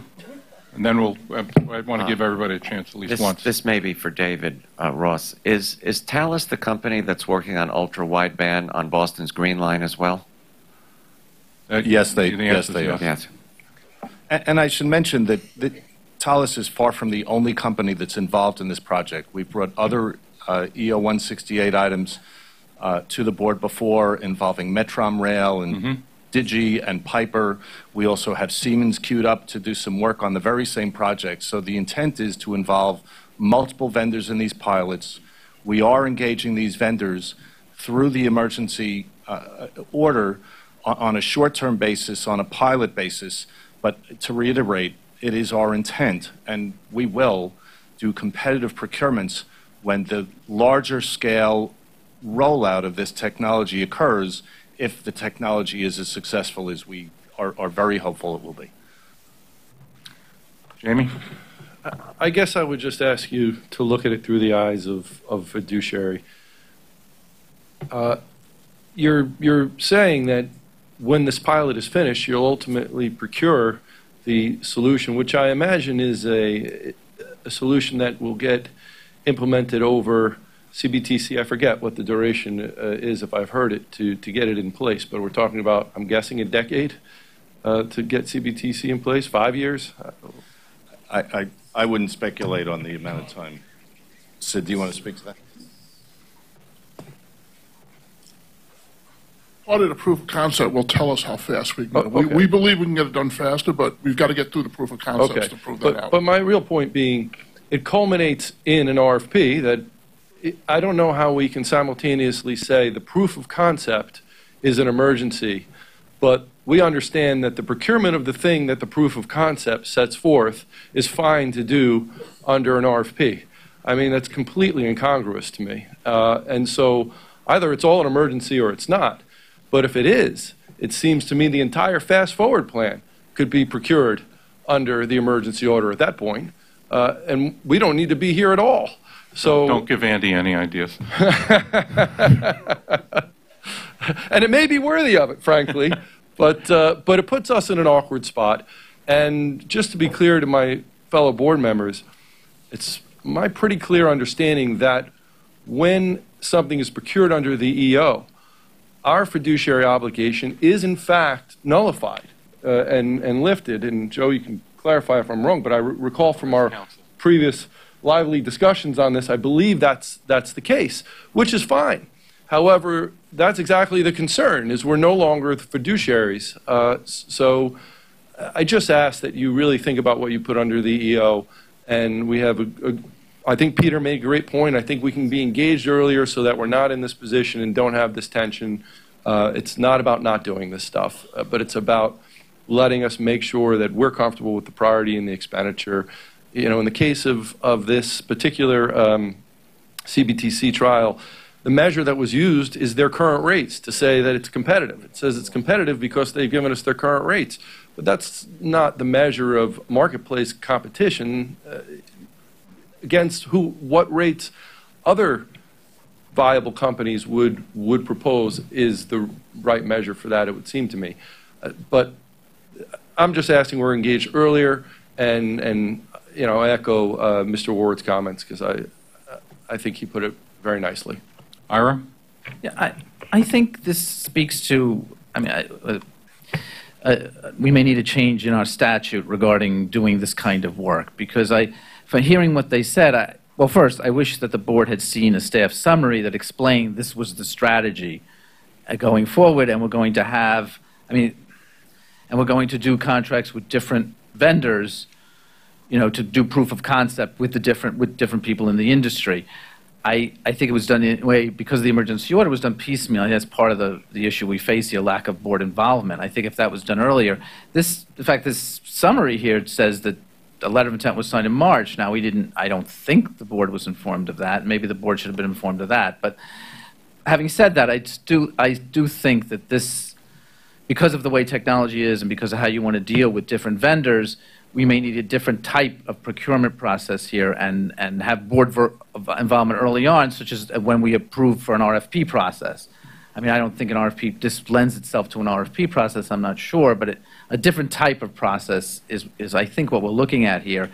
And the emergency order, we're trying to, it may not work, I don't know, depending on but I think board involvement is really the issue we're talking about here at this point, at this juncture. But I think a different type of process for this kind of review of technology and letting vendors demonstrate is something it certainly should be considered. Okay. We have more questions, comments? Yes? Comment. I appreciate, Mr. Chairman, your willingness to and desire to have the procurement working group review this. To me, the issue is basically the entire ratification process. We're sitting here being asked to ratify something that's already been done. And to me, there's a certain futility in doing that. I'm not quite sure why we're even asked to do that when Carl, we have no control over it. If I may, incorporated in the all-agency procurement process is are entire sections on various scenarios in which ratifications are to be used and how to be used, and they have been for quite some period of time. I heard you at the committee meetings earlier this week. What you're asking us to do is then bring everything, and we come across things every single day here that are about life-threatening situations. I appreciate that, Mr. Chairman. My question really is, what is the purpose of the ratification? I don't want to necessarily get into that deep debate right now, but because I appreciate what you're saying about having the procurement committee look at this, and in accordance with what Commissioner Ward said and what Commissioner Metzger said and others, I think that they're spot on this. But it does strike me that if what we are doing has no meaning, I'm not quite sure why we're doing it. And I'm not particularly asking you to answer that question right now. I'm going to abstain on these because I'm not quite sure what our obligation is, why we're being asked to ratify something that's already been done, and what it means if we do or we don't. I will attempt to answer solely from my point of view. If left to management to make a decision solely in their own power on how to spend money, that would be, I think, harmful and deleterious. That should not be allowed. I think that's why it comes back to the board, so that there's some level of oversight involved. Mr. Chairman, if we say no, what does that mean? If we say an oversight role, the management would have to stop at that point. Haven't these contracts already been entered into? But I think the whole point of doing this is... I don't think we could stop them even if we all voted no, right? No, but I think the point of ratification is to actually force this dialogue, right? So that if something happened that needs to come back to the board for ratification, so they just can't just go on and keep doing this without communication. So it actually, in this very case, I think has, forced this discussion. Right. In accordance with the existing procurement policies, the contracts are subject to this ratification process. It could end. The contract incorporates that. They have not been paid a penny yet. So, I mean, as part of the review, we will look at, and I'll work with the staff, will work with the working group to determine what role this should have, and whether or not these ratifications happen. I am concerned about what we do in emergencies, but this will be part of it. It's not just the emergency order. It is, life-threatening situations that we come across every single day because of the 8 million people we have in the subways and the commuter rails, and not even including the bridges and tunnels. Because so many board members have expressed, I don't want to use the word doubt, but reluctance about this complete process, would it make sense to provide the board with an update on how these various projects on which you're asking for ratifications are going? Make that part, yes. It's easy to do. It's not just the need for work with the working group to look at the broad range ratification process, plain and simple, at all levels.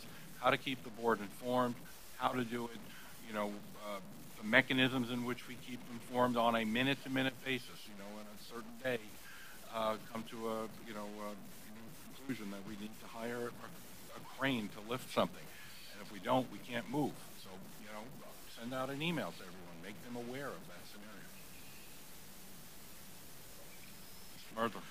Just so the record's complete, when we delivered the report of the procurement group, we said that the next task would be the RFP process. We said so because issues like this arise. CBTC is essential for the future of safety and speed and appropriate subway performance. In this case, they wanted to do a study. The procurement rules for RFP were enacted a long time ago in another life and in other circumstances. We pointed out that was the next subject to study. The answer to your question, Carl, is under the existing rules, a contract is subject to ratification by the board, which is not unusual. It's true in every corporate enterprise. And that's what we're doing here.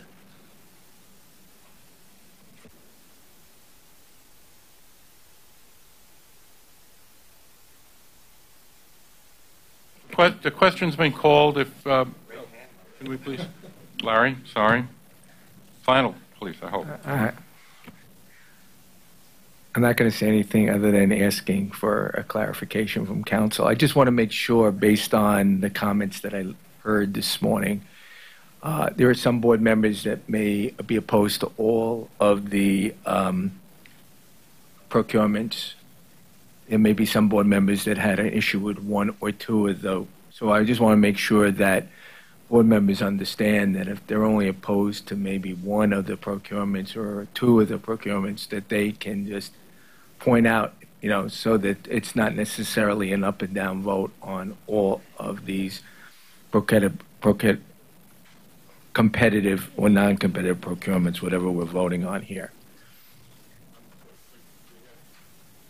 We have one vote. There are 4 items. If you want to agree with some but not all, need to know that as we go forward in the vote.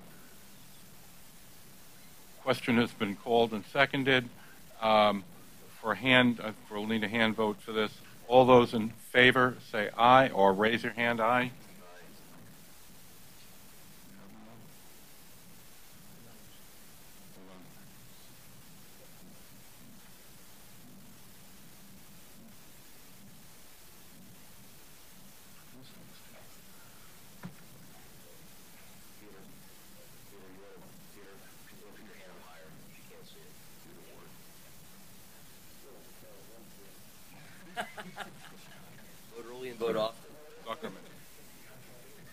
There's some people who are blocked. We're trying to. Arm is hurting, it's not, ladies. it's not hands. We're trying to put the names next to the hands. We can see the hands. Only one hand, please. All those opposed, raise a hand. 1, 2, 3, 4. Motion carries. Ratifications carry. Okay. Motion still carries. Noted as an abstention. There are 8. Oh, go ahead. This is yours.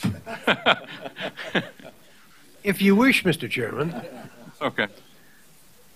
And finally, there are 8 real estate action items this month described on pages 95 through 117 of the board book distributed for this meeting. The committee recommends these real estate items, and I move them. I'll second them. Do we have any questions or comments on these real estate items? Mr. Chairman? Yes, Mr. Pally. Commissioner Pally. I just want to inform the board, I did have a question regarding the Long Island Railroad parking discussion, which we discussed at Finance.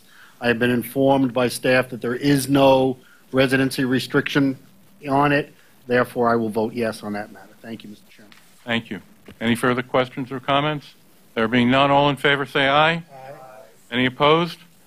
The vote carries. Thank you very much for the report on the Committee on Finance.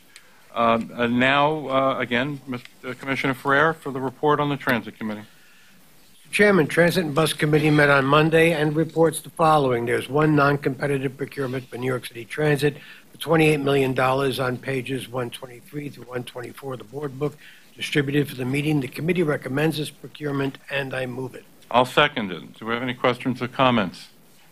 There being none, all in favor say aye. Aye. Any opposed? Vote carries. There are 28 competitive procurements for New York City Transit for $283.3 million on pages 125 through 132 of the board book distributed for the meeting. The committee recommends these procurements, and I move them. I'll second it. Do we have any questions or comments? There being none, all in favor say aye. Any opposed? The vote carries. And there are 4 ratifications for New York City Transit. This is deja vu.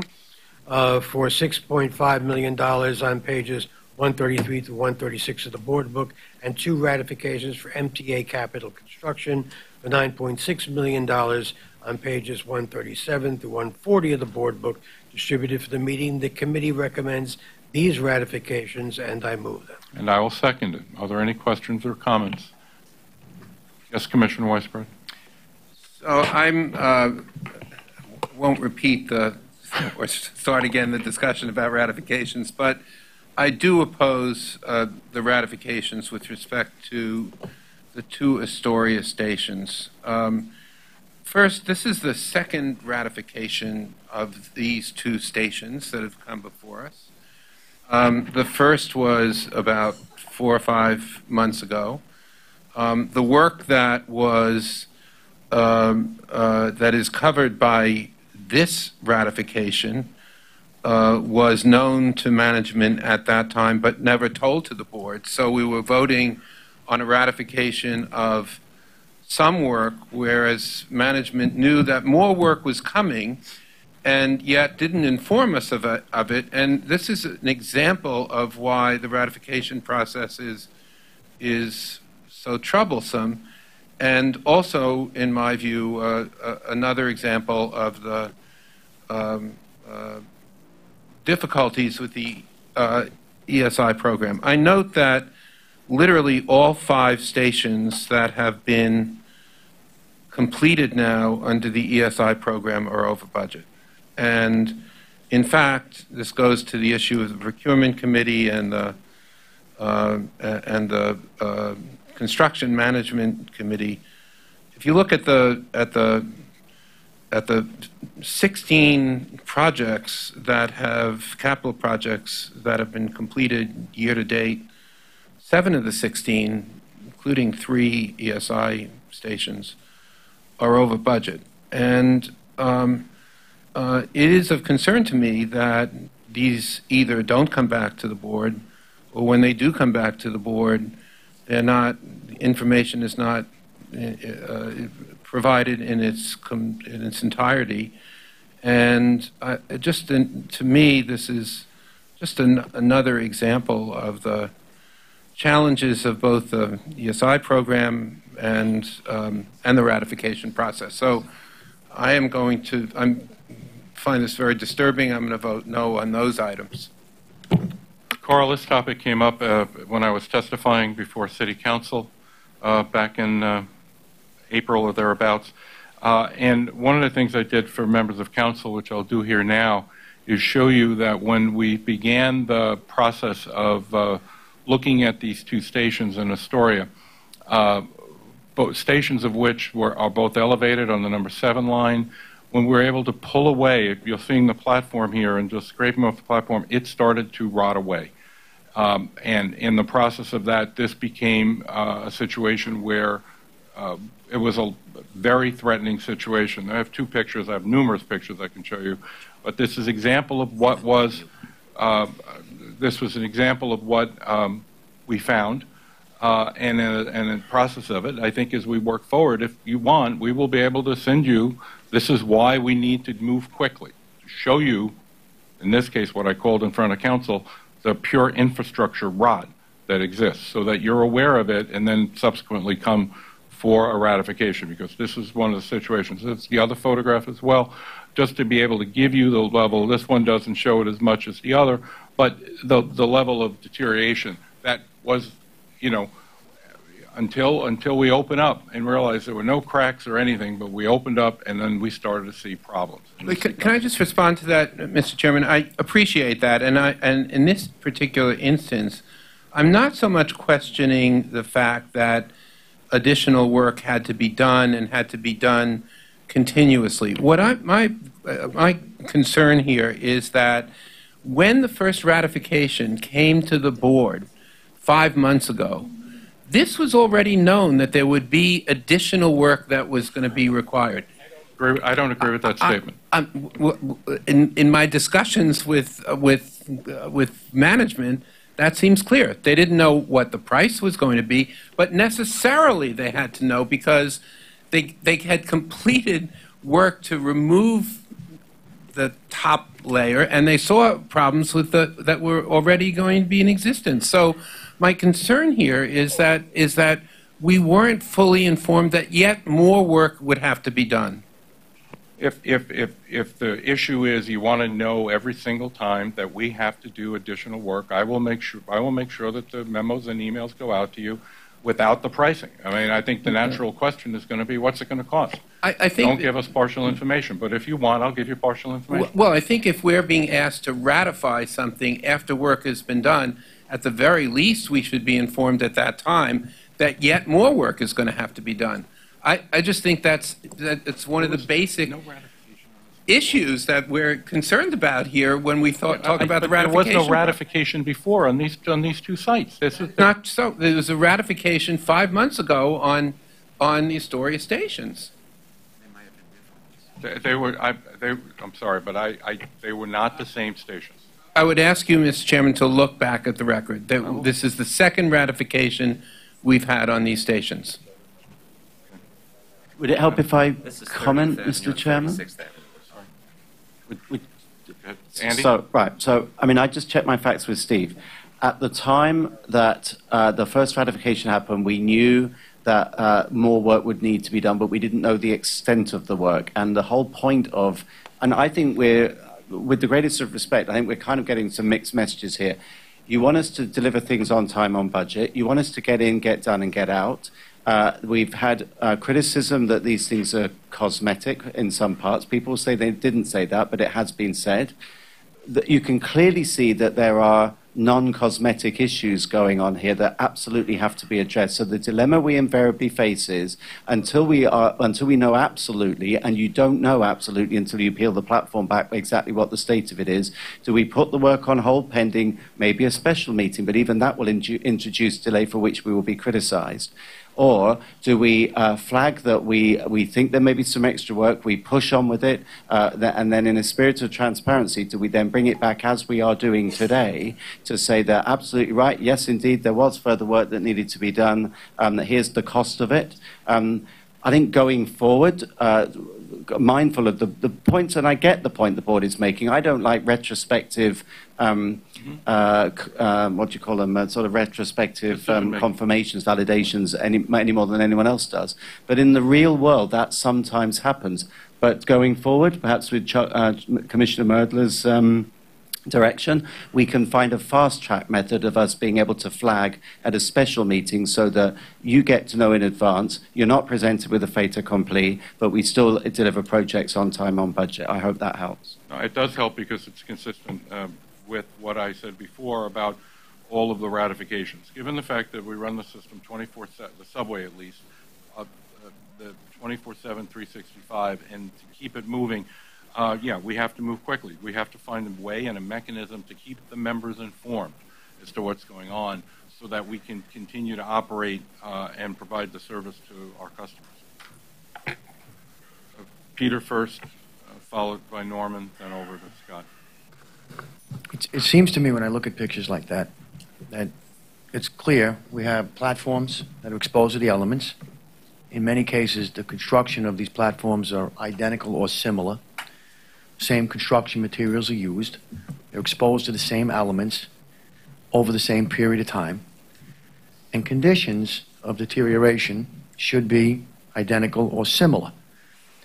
I think that it would make a lot of sense, given the vast experience that we have with the deterioration of the system and what we find when we do repairs, to say, and if we're going to embark on a renovation of a platform, that we think it's going to cost this amount of money, but there are a list of contingencies that have some degree of likelihood to occur that will cost an additional amount of money, and we want to bring it to your attention in advance so that if some of these conditions that are likely to happen or have happened frequently in the past or are happening as we roll through these renovations in other similarly situated platforms or areas of the system, so we have a degree of certainty that or some suspicion that some of these conditions might exist. Why can't we be informed of those contingencies up front so we can approve them? Nobody here is going to say, if you say, if I'm doing a renovation on my home and the contractor comes in and says, look, I'm going to give you this amount, this price, Peter, to rip out your bathroom and put in a new bathroom.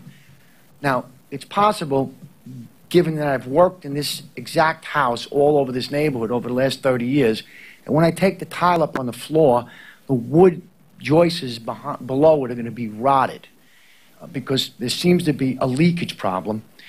If I find that problem, I want you to know I'm going to have to replace those beams before I can go forward. So my price, without surprises, is this, but my price with anticipated surprises or surprises that you might have some reasonable expectation could occur is going to be this.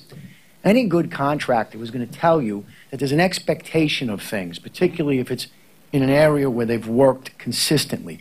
So I think management here should insist on contractors bidding out for the prospect of problems. We might even, if they're good contractors, get bids from them that indicate to us what they think are the degree of likelihood of some things occurring, and then we all make the decision with our eyes open. I'm absolutely certain that every single person on this board, if they were going to agree to that particular renovation, if they were told up front, there's a chance of this degree of deterioration that's going to increase the price, and we'd like to make that possibility, make you aware of that possibility, and of the attendant costs now, that everybody would have voted yes anyway. So I don't see any problem with asking contractors to do a little bit more, and I don't see any problem with us getting a little bit more information about what may or may not happen.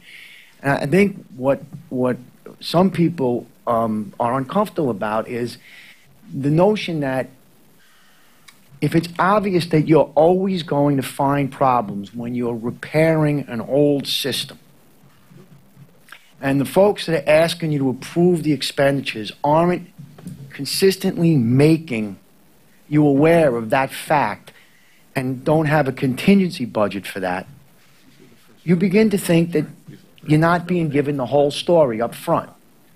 And it's very easy to avoid all of those feelings by simply having a contingency budget for emergencies. Peter, I totally agree with everything you said, having experienced contractors and bathrooms before. The analogy is very appropriate and very apt.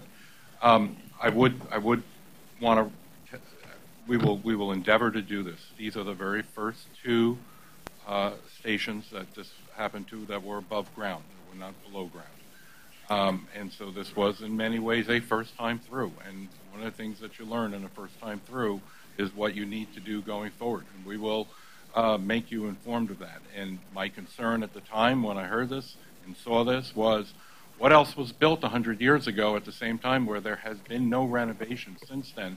And it also brings into question, you know, we go through this evaluation, we look at the exterior, we don't look, we provide no X-ray type technology necessary to go through to see what's underneath. We only look at the exterior to see if there's anything. Once you peel it back and you find this level of deterioration, you have no choice but to be able to figure out all the things you need to do. And in this case, have to inform you as to what to do. I had selected two other people, so the next was Norman, then it was Scott, and then Polly. Thank you, and I agree with everything that's being said here. I just want to share with you my experience from, some of you may find it hard to believe that I had a life before I was on the MTA board, but when I was on it, you know, when I was a younger, healthier man, I was a welder on a system, and this sort of thing is not only is it not unusual, but this is what the system is. Welding's very easy when you actually find a piece of metal to weld. But you can see here, before you start to weld on a thing like this, you got to grind away, sometimes for days, burn, then grind, then burn a little bit more, then grind a little bit more, and finally you get to put a stick on the thing. And this is what the system is, and it's not just the structural elements and the paint and the rust, that's also the electric, that's also the plumbing, and that's why I believe that all of our projections regarding the capital needs are superficial from my personal experience on this. And the same thing with the, and it comes down to you and your area of expertise in the budgets and this and that. When you see the budgets, well, why is there so much overtime on this? Well, you know, the guy, when he started out, how long is this supposed to take me? 8 hours. Yeah, right, it's going to take me 8 hours. Yeah. Okay, call my wife, you know, I'll be home after I do 2 or 3 shifts of this stupid piece of rust I have to weld. And this, you know, it's really, and the contingencies, the way, I mean, I'm about ready to do a bathroom now, and Joe scared me about doing my bathroom, you know, same sort of stuff, but you're really sort of proposing a sort of insurance policy on every RFP you put out. What's the contingency? What's the insurance? Well, maybe you get somebody to bet on that, and you create a market. You can probably sell collateralized. You can collateralize it down here on Wall Street. But I mean, there's a lot of insecurity, and when you put out any contract, get David upset. You know, we had a lot of constructive conversation about this in the Transit Committee meeting, and two things that just came out that I want to reiterate and speaks a little bit about this. The first point, which is, I believe there was a vote on this. I don't remember if it was an initial vote or if it was a ratification at the time, but there was some vote, at least it was told to us at the Transit Committee meeting, and I think the point that Carl's raising, which is legitimate, is and a process that should change, and that they agreed to change in the future, is if we know that there'll be more cost in the future, even if we don't have an amount, when we're voting on it, just making sure that we're aware that that's something that might be coming down, so we're not held without that information and making a vote without understanding that. And then the second piece here, and for someone who's done a lot of renovations of 100-year-old structures before, what we do is we put in larger contingencies for areas where we know once we expose what's below the steel or the concrete, that we're going to see what the conditions are, because there's really no way to tell what the conditions are. And I think the right way to do this is to set up a process where we have a contingency, maybe it's not 5%, maybe it's not 10%, maybe it's 15%, related to those types of projects, that we're notified about it, that we don't transfer to the contractor or subcontractor, because then, like I reported in my prior report, they will charge a premium for that risk, which we don't need the premium. I think we just need to be made aware, and that our team should be given, if it's within that percentage contingency that we approved, the authority to continue to move forward. So while it is exposed, when it's cheapest to fix it and the people are on site, we actually fix it. To the extent that we go over that contingency, then we should be brought back and notified in the future. So I think we talked about having the working groups try to work with the team on refining this, because there is a clear path of a process that would be more efficient, more effective, and would inform us all, I think, to a level that we'd be comfortable with. So I think, Mr. Chairman, you sort of said something that goes to the heart of a point I've been trying to make when you sort of saw when you peeled back the onion and you saw how rotted the platform looked. And I, too, am the owner and maintainer of many pieces of infrastructure way over 100 years old. So this is a phenomenon we've all lived through. Your first question was, well, wait a minute, how many others are 100 years old and haven't been touched? That sort of gets to the thing I've been pleading for. I will plea once again to give us the snapshots of what all the stations look like, because in the MTA's history, there's been whole periods where you've done station renovations, and so you have groups of stations that are potentially sort of in a comparable place. Like, I think the MTA has a decent amount of knowledge about not everything, Lord knows, and there's always surprises to come, but I don't think we're flying totally blind here. And to what Scott is getting at, to the extent that you know the risk yourself, you'll get a better price on it than if you just say to the contractors, we don't know what's underneath in this station, just sort of give us your best contingency. So I think it would help the board for the MTA to give us classifications of what these stations look like. I can think of two. I spent a lot of time in Borough Hall and Grand Army Plaza. Borough Hall looks like it hasn't been renovated in a long time. In fact, pieces of it are coming down. Grand Army Plaza looks great. I think it was renovated within the past 20 years. I mean, like, you all have some system and documentation of all these different stations. We're not completely blind here, but I feel like when we look at the ESI program, it feels very blind, and that's the frustration. So just to follow up on that, Commissioner, as many of you may recall, Transit did present its condition assessment process, and we heard you raise this question on Monday. And Andy Byford has offered, as you know, to meet and further review the condition assessment process with anybody interested in that. But can I ask, Ronnie, I don't want a private meeting. I want materials that the whole board can see together and that the public can look at, and that we can debate the trade-offs and the priorities. I feel like private briefings are sort of trees falling in the forest, to be honest with you. Could we have something the whole board could get that could be public?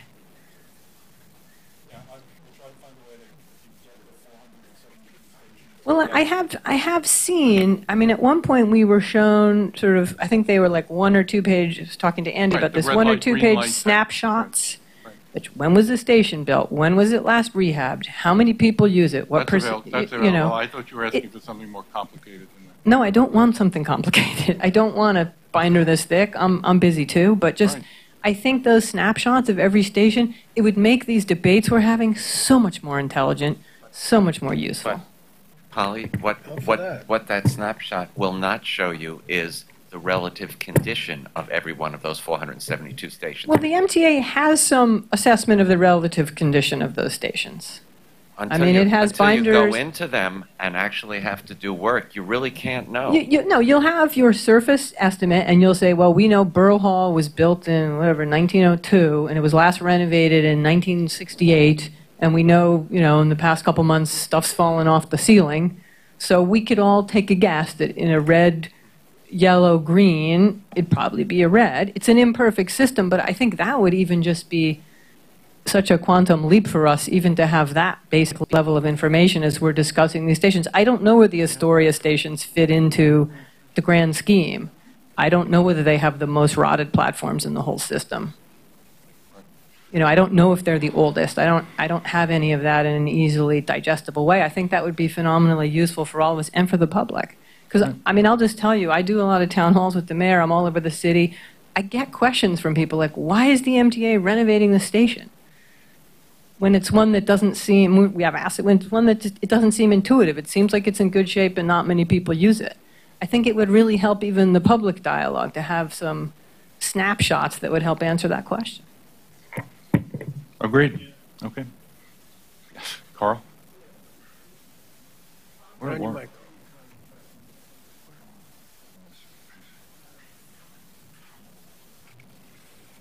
And once you... Okay. We've done about 40 years of heavy contract work, heavy highway, and what you really call it. But when you go into something that is being renovated or shown, whether it's with an excavator, what is down there, or x-rays or whatever, you can look at all the stuff that you have and maybe guess what could be down there. But you're going with something that's really rotten. And you could dig for 100 feet and the steel would be perfect. And then you take the top off the road and you look underneath there and it's just rusted to hell.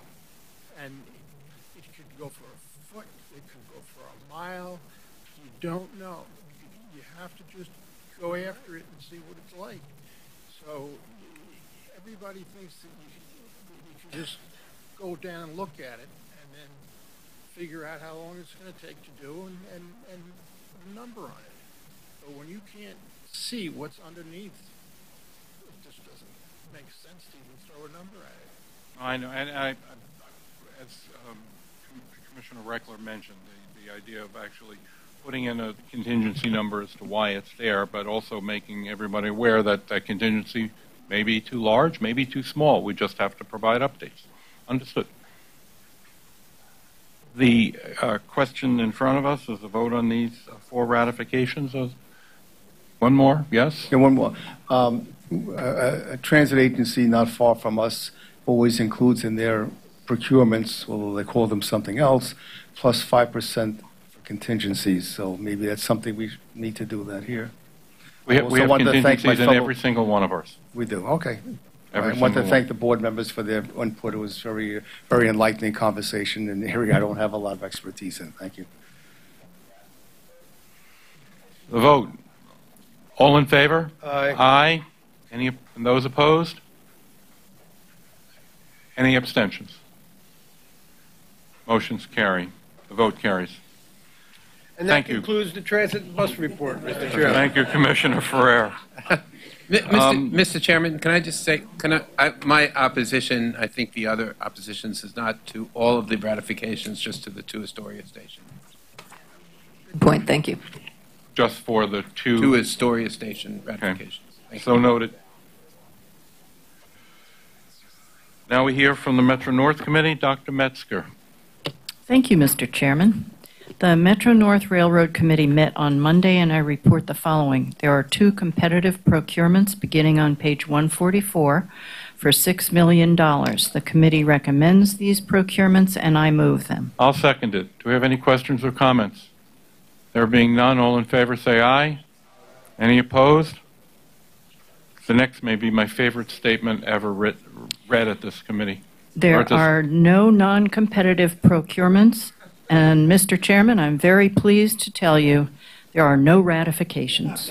Hear, hear. Thank you very much. And thank you, Metro North. Commissioner Zuckerman? Thank you. I'm not in the habit of recapping committee meetings, especially operational data. In this case, I feel obliged. I think, interestingly enough, you would think that Metro North was 1/1000th the size of New York City Transit, given the time we spend discussing it. It's actually only 1/7 the size, and it has a $1.3 billion budget. And I feel like I've got to raise a couple of topics for this group, for my fellow board members, of which the majority do not attend the Metro North Committee meeting. I don't know if it's because it's the first meeting of the day, so it's early on Monday, or those of you just don't live in Westchester, Putnam, Dutchess, Rockland, or Orange. So let me just suggest a couple of things. Or even in the Bronx, Mr. Zuckerman. Thank you, sir. Thank you, sir. Through which it passes. Nope. Well noted. Thank you. Thank you for that. And Manhattan, I guess, for that matter. Here. There you go. Okay. I do want to send sort of an early warning about something that I think is important. The ridership of Metro North is equal, roughly, to Long Island Railroad, even though we have a much smaller and simpler footprint. And as you know, the focus of Metro North as a management team under Joe's leadership and Kathy's has been mostly on safety since the Spite and Dival accident and those deaths in December 2013. And fortunately, our performance has been markedly better than New York City Transit and Long Island Railroad for the duration of that period. I've been on this board since June of 14. I've been very proud of the performance, and as I have the rare occasion of a board member to be not only a board member but a daily rider on Metro North twice a day, sometimes 4, sometimes 5 days a week. So I experience it personally on the Hudson Line. And I will tell you that as a rider and as a representative of Putnam County, which is the 4th smallest county in New York State, but we still have 5 stations, 5 primary stations, and it matters to us what happens. We have been seeing a degradation in performance. The Hudson Line, just a couple of stats. The AM peak performance for June was down to 85.5%. Maybe for New York City Transit, that's considered attractive, but when you're on the train for an hour and 15 minutes like I am, and you arrive an hour and 30 minutes, 135, the ball game, the doctor, or work become a challenge. Carl, this is good stuff. Come on, this is the part I want to tell you about because we talk so much about transit. So I'm trying to talk to you about this good stuff. I apologize. You know, I really genuinely apologize. No, I want you to hear this, please. Sorry, David. The year-to-date through June for the Hudson Line in the morning is down to 90%. The Harlem Line at night is down to 91%. Trains 15 minutes late is up 35%. Emergency unscheduled is year-to-date up 2 times, and maintenance of equipment is up 40%. These are concerning, emerging trend concerns I have. And I know my fellow riders hear it, see it, notice it. It is often as material.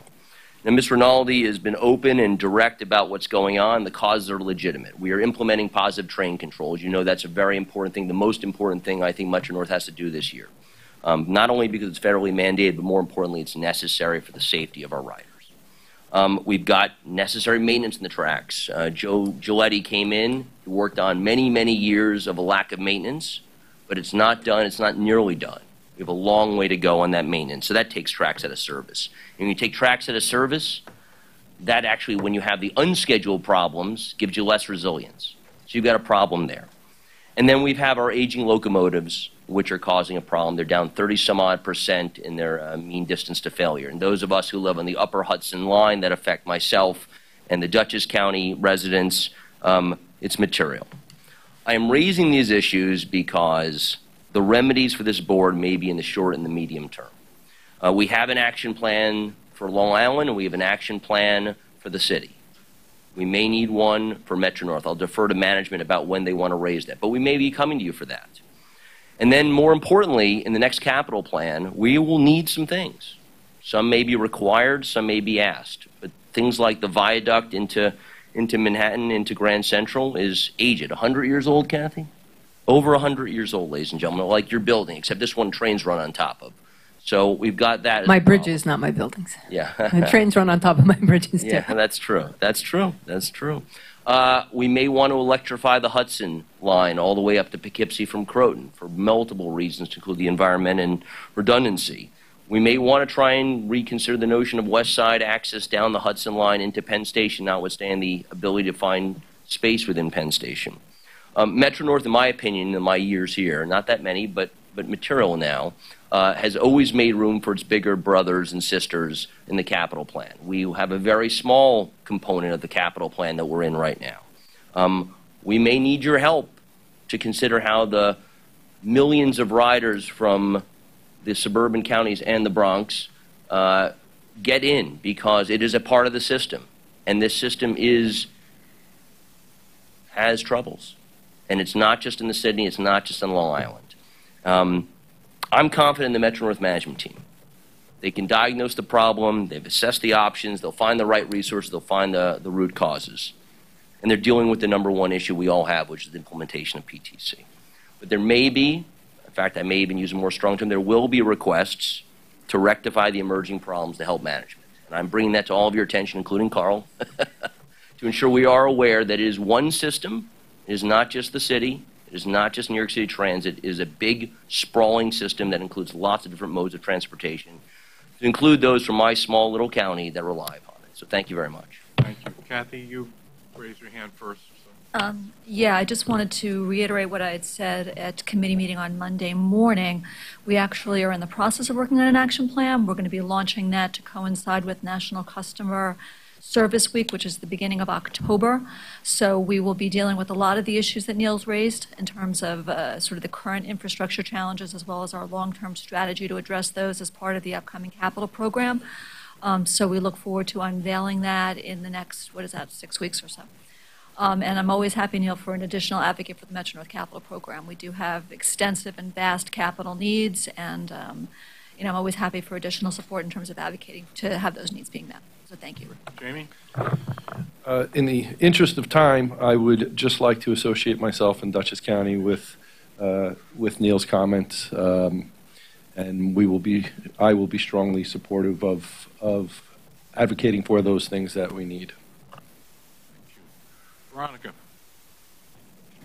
As the member of the Metro North Committee also, I'd just like to briefly add upon Commissioner I don't need to say it. Zuckerman's comments. I briefly made a point at Monday's committee meeting regarding the level of capital investment in Metro North territory. Of the $33 billion five-year capital program for the entire agency, Metro North has $2.5 billion of that. And of the $7.7 billion in the MTA Capital Construction Agency for regional investments, most of that money is going toward Second Avenue Subway and Long Island. Projects that I support. I've been very vocally in support of them for many years, not just during my tenure on the board, but we've not seen the level of capital investment in the MTA service territory. Kathy did respond to my comment by saying that there are a lot of capital investments that are being made that are laying the groundwork for future investments that we hope to see in the next capital program. But I did want to just add some of the fiscal a fiscal context to support my fellow commissioners' comments. Thank you. Yes, I wanted also to thank the board for all their comments about Metro North. As a representative of all Metro North commuters in all counties, we do need to see an improvement in service. The Metro North Railroad Commuter Council had sent its request for the next capital program for funding of the locomotives and new equipment to Metro North, and it was accepted. And hopefully we will get that money funded, those projects funded. Thank you. Thank you. Yes, Kathy? Just one more thing that I did want to add. You all just approved the RFP process for the new locomotive procurement. So one of the things that Neil had mentioned was the increasing unreliability of our locomotive fleet. Thanks to all of you for approving the procurement. We will be trying to expedite that procurement to get those locomotives on the property as soon as possible. The locomotive was part of the competitive request, and we've asked that be expedited as soon as possible because we need it more desperately than waiting as we normally would for a few years. We need it now. Commissioner Schwartz? Two things. One, I would just ask Kathy, and I didn't think of this when we did the Long Island Action Plan, maybe it was included, not to include doing a professional survey of our ridership and finding out what their priorities are and what their day-to-day top issues are. I think we should, if we didn't do that with the Long Island Action Plan, it still may not be too late, but it's great then when management thinks what the priorities are and what's important, or commissioners, but a lot of times we get it wrong. The people that use the system day in and day out, they have their own priorities and concerns, and at least it needs to be incorporated into the action plan. So I would ask to do that. And the other thing is, Mr. Chair, I just want to say I've been relatively quiet. I think part of that is because I, took the red eye and I'm half asleep, which is probably a good thing. but there's a lot of interesting constructive input today, and I know we don't have a meeting in August, but I would suggest that going into our September meeting, that some of the follow-up, that we actually have some deliverables, so that, going forward, commissioners don't have to feel that they're in some kind of contentious situation, and that, whether, your suggestion of bringing it back to the procurement committee and stuff, that at least we begin the process by coming back with some possible deliverables to incorporate in the process going forward to make it, smoother. And I think one of the big things that I heard is that, we can improve in the area of communication between staff and board members. And I think if people get heads up earlier and sooner or get additional information, that might go a long way to answering questions before we actually have a board meeting. Thank you.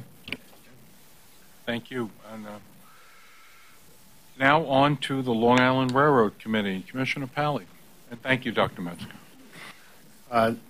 Thank you, Mr. Chairman. The Long Island Railroad Committee met on Monday. I report the following.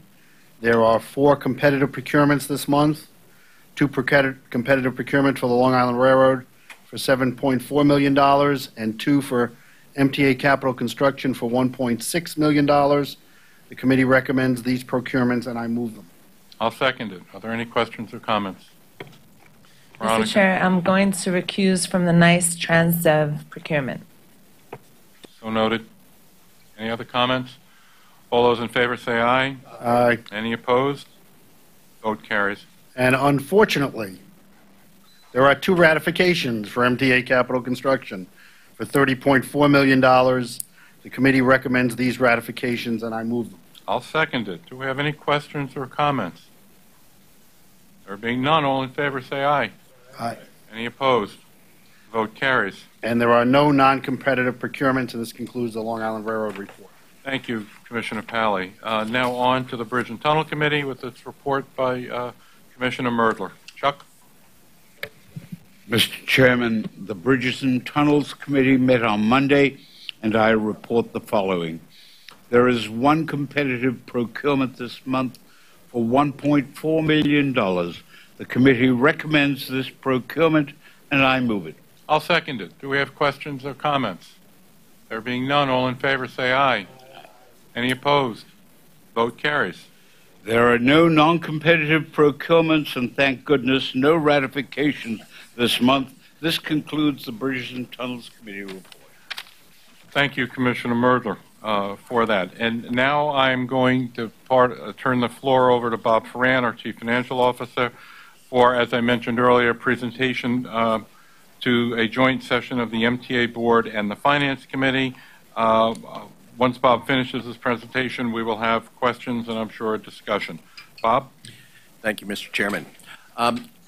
You will have in front of you the presentation that we're going to go over, but also on Director's desk, you're going to have Volume 1 and Volume 2 of the financial plan.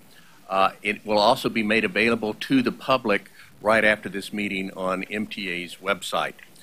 Today we're going to look at the 2018 mid-year financial forecast, the 2019 preliminary, and again I say preliminary budget, so no action is required today, and then the financial plan looking forward from 2019 to 2022, suggesting a preview of things that have been raised before in terms of debt service and things like that that would affect you. Again, let me just emphasize that no action is going to be required today. We will move forward, we'll take information from you, we'll take comments from you, and the plan is then in November we will provide the next budget, and then you will have a chance to review that, and then you will vote on it in December. Now the presentation is in the same format that we've used before. I think that just makes it easier for people to follow. And what we're really looking at is what has changed since February, okay? But this differs from prior presentations, and I'm going to give you the bottom line first. So on the very first slide, as we stated in November and as we stated in February, the MTA requires new sources of sustainable revenue for operations and for capital. Now, we are putting significant additional investments into this plan. Things that our customers' need for safety, for reliability, and continued service. We're doing that, but we're still going to have some of the same out-year deficits that we presented in February, even with a projected or forecasted fare and toll increase of 4% in 2019 and in 2021. And again, those are forecasted. They're still subject to our need. They're subject to public hearings, and they're subject to board action.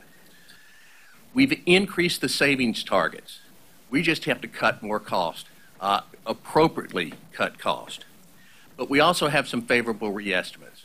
But even with those things, we are still projecting significant out-year deficits. And you see that on the next slide. First, in 2018, we have side by side the hash columns are what we were projected in February. The solid bars are what the July plan proposes. So in this year, we're basically once again projecting a break-even operation. Next year, 2019, again, break-even operation. In 2020, 2021, we are projecting lower deficits than what we saw in February, or projected in February, but still significant deficits. And for the first time now, we're projecting 2022, and it's a deficit of $634 million. Now, let's go to slide 3. It's important to point out that the February plan reflected significant changes from the prior year, okay, from this time, if you will, in the prior year. We've had a significant reduction in forecasted real estate revenue, about $200 million a year, not over the plan period, $200 million a year since what we were projecting last year. A reduction in fare box revenues of about $100 million a year. Reduced MMTOA funding, that's the funding that we receive from the state from a combination of different taxes. And it's not that the state has cut us back, it's just that economics are generating fewer or lower revenues, and we're receiving all of those funds that come in. And that's $130 million a year. So those three categories right there, we're looking at $430 million less now in the July plan than what we were projecting, at this time last year. We have also phased in the subway action plan. It was announced last summer. We knew that we were looking forward to a commitment from the state for half of the 836. We wanted a commitment from the city for the other half of the 836. We said we would fund it using our own monies to advance it. And again, we're just thankful that basically the money came through from both sides. But that was something that we had to advance fund those because we're not going to receive any revenues until the state had a budget and until the city had a budget. We showed debt service savings, a significant amount of debt service savings, by saying instead of issuing debt, we're going to draw down cash balances that we have. Again, that puts us a little bit at risk, but we said we're going to do that. And we also did some one-shots. We used our general reserve, $155 million, to close out 2017. And we also drew down our OPEB reserve, not the OPEB trust, but OPEB reserve, about 149. So those were one-shots that we used to close last year's budget. So the next slide, slide 4. What has changed since February? Well, we had some pretty aggressive savings targets that we distributed to each of the agencies. And for the most part, they pretty much have hit their savings targets. A little bit shy on New York City Transit, but in terms of those recurring savings going forward, it looks like they're right on point for what we wanted them to hit. We had some re-estimates, both of revenues and expenses, that were favorable. They worked in our advantage. First, we are projecting higher MMTOA and petroleum business tax revenues of $141 million. Contrast this with what I talked earlier. That's over the 4-year period, $141 million over 4 years, not each year. We have higher toll revenues, thank you very much, Cedric, of $138 million over the toll period. We're projecting lower energy cost of $137 million, lower pension expenses of $75 million, and higher real estate subsidy projections of $74 million. And again, that's $74 million over the 4-year period as opposed to looking at last year, we're $200 million down each year. We have had some changes in reestimates that worsen our financial performance. Lower passenger revenue projections, $376 million over the 4-year period. So roughly about $90 million a year, $95 million a year lower in passenger revenues. In total, if you take these puts and takes, what we get, what we give away, we're about $239 million favorable to what we showed in February. So that's good. And as I mentioned, we have received commitments from both the state and the city to fully fund the subway action plan. And we advanced those funds earlier, which was a draw on us, but by the end of this year, by December of 2018, we will have been fully reimbursed by the state and by the city, and the monies are starting to come in. Could you, on the lower passenger revenue projections, are you projecting that passenger the passenger decline we've seen over the last few years will continue, will flatten out, or what? Yeah, what we've done is we basically have taken the level down, and then we look to the economic activity going forward. So we just basically have brought our baseline down to reflect this. And we look to the agencies for what their projections are, and if some of the actions we're taking improve, November we'll adjust them up. But basically, we bring our baseline down. So now there's a fairly steady decline. Is that I realize that we're bringing projections down, but does that suggest a leveling off of that decline, or a continuing decline, or do we know yet? No, I mean right now we're just bringing the baseline down. Okay, I don't want to be more aggressive than that right now. The other thing that I've talked to Bob about that is this whole thing on the reduction of revenue. How much of it is actually a decline in ridership versus fare evasion on the different systems? I'm a little concerned that the majority of the loss of revenue is more coming from potential fare evasion throughout the system versus a decline in ridership. So I just want to make sure that we fully understand why there's a loss of revenue, where is it coming from, and are there any solutions to help mitigate it? Just on that issue, we had a report that talked about the increased fare evasion on buses, and particularly, but not in the subway system. Yeah, it was very small amount on the subway, but I think the report that we got from transit was that 50% of the decline in ridership on buses was attributable to fare evasion. Yes. So again, that's an issue that I know that they are addressing, but we need to work on. Yeah. And another very positive element on slide 4 is that we did have state action to pass the surcharge on for-hire vehicle trips beginning in 2019. So we don't have it right now, but it's going to kick in on January 1. And this is expected to be about $435 million a year. The first $300 million is to come to the MTA to be used to maintain the level of effort on the transit system that we had with the subway action plan. Okay, remember the subway action plan was, basically a 1.5-year program to try to arrest, the deterioration in service, and then we needed money on a go-forward basis to then maintain the level there. Well, the first $300 million is for that purpose. Then the next $50 million to be received will be for transit-related or transportation projects within the 5 boroughs, and any remaining money that comes in comes back to the MTA for transit purposes.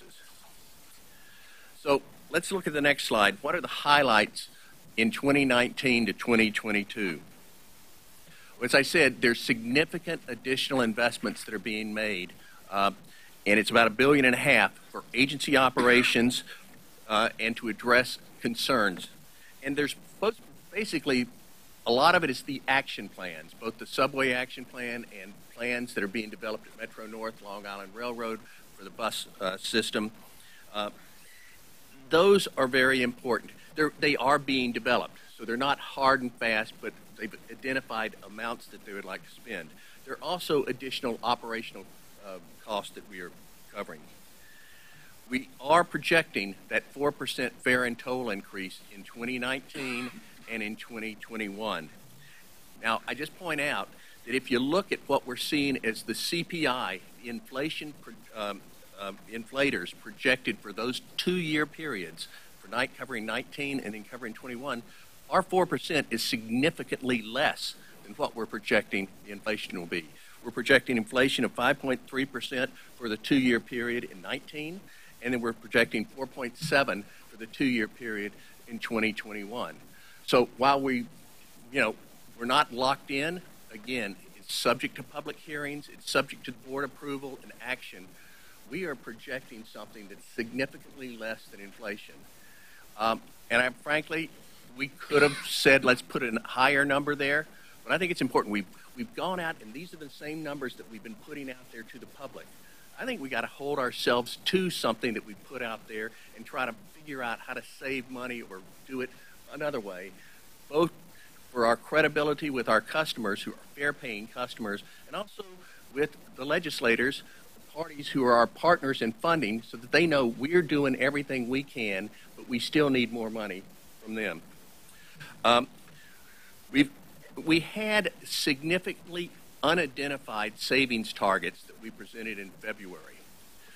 But of those savings targets, we have now identified initiatives that cover $1 billion of those savings over this plan period. We still have $706 million of savings that we haven't identified the source of yet. And we've also increased our savings target, as I mentioned on the bottom line on the first slide. We have $50 million of a one-shot savings that we have to still hit this year, $100 million of one-shot that we're trying to hit next year, and then next year we're increasing our go-forward recurring savings by $130 million. Now, just so you understand the difference, we could hit a $50 million one-shot this year by delaying some of the projects or canceling a project. But that's different, again, than the recurring savings of $130 million that we've now increased. We are projecting that we will draw down 50% of our general reserve. The general reserve this year is $160 million. We're halfway through the year. We're going to assume we're going to take 50% of that, or $80 million, to help balance our books. And if we do that, we can have break even this year, projected break even in 2019, and deficits in 2020 and 2021 less than what we projected in February, and a $634 million deficit in 2022. But again, that's because we're increasing our savings targets, and we're trying to do things that they're not going to be easy. They'll be tough.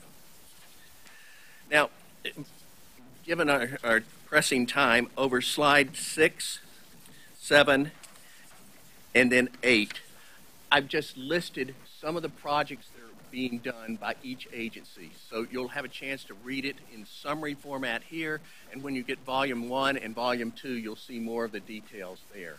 But again, $1 billion of investment in additional action plans over the plan period. Now, the first thing I would say that this does not cover Andy's Fast Forward plan. That is separate and apart. This is just the plans that we have, that each of the agencies are putting forth preliminarily. Go to slide 9. The height of each bar in each year is what our savings target is. Okay, so in the February plan, we had a savings target for 2018, roughly $250 million. That's the height of that bar in 2018. What you see with the hash section, the hash marks, is those are savings where we've identified initiatives or implemented initiatives that we think we can achieve. I'm sorry, Bob, could you just go back to what you just said about the Fast Forward plan? This doesn't address the Fast Forward plan, the operations component of the Fast Forward plan, or the capital component or both? There's actually a little bit of fast-forward operational expenses that are included here, but by and large, the mega concept that Annie's put forth, largely capital, is not reflected here. So it's mainly the capital. That's it. Annie, do you want to add anything to? Correct. I mean, we are trying to, with it for the fast forward plan, we are trying to cover the additional OPEX by mitigating that with savings. In other words, offsetting with savings. We'll see if we're successful in that endeavor. But the idea is to mitigate all additional OPEX.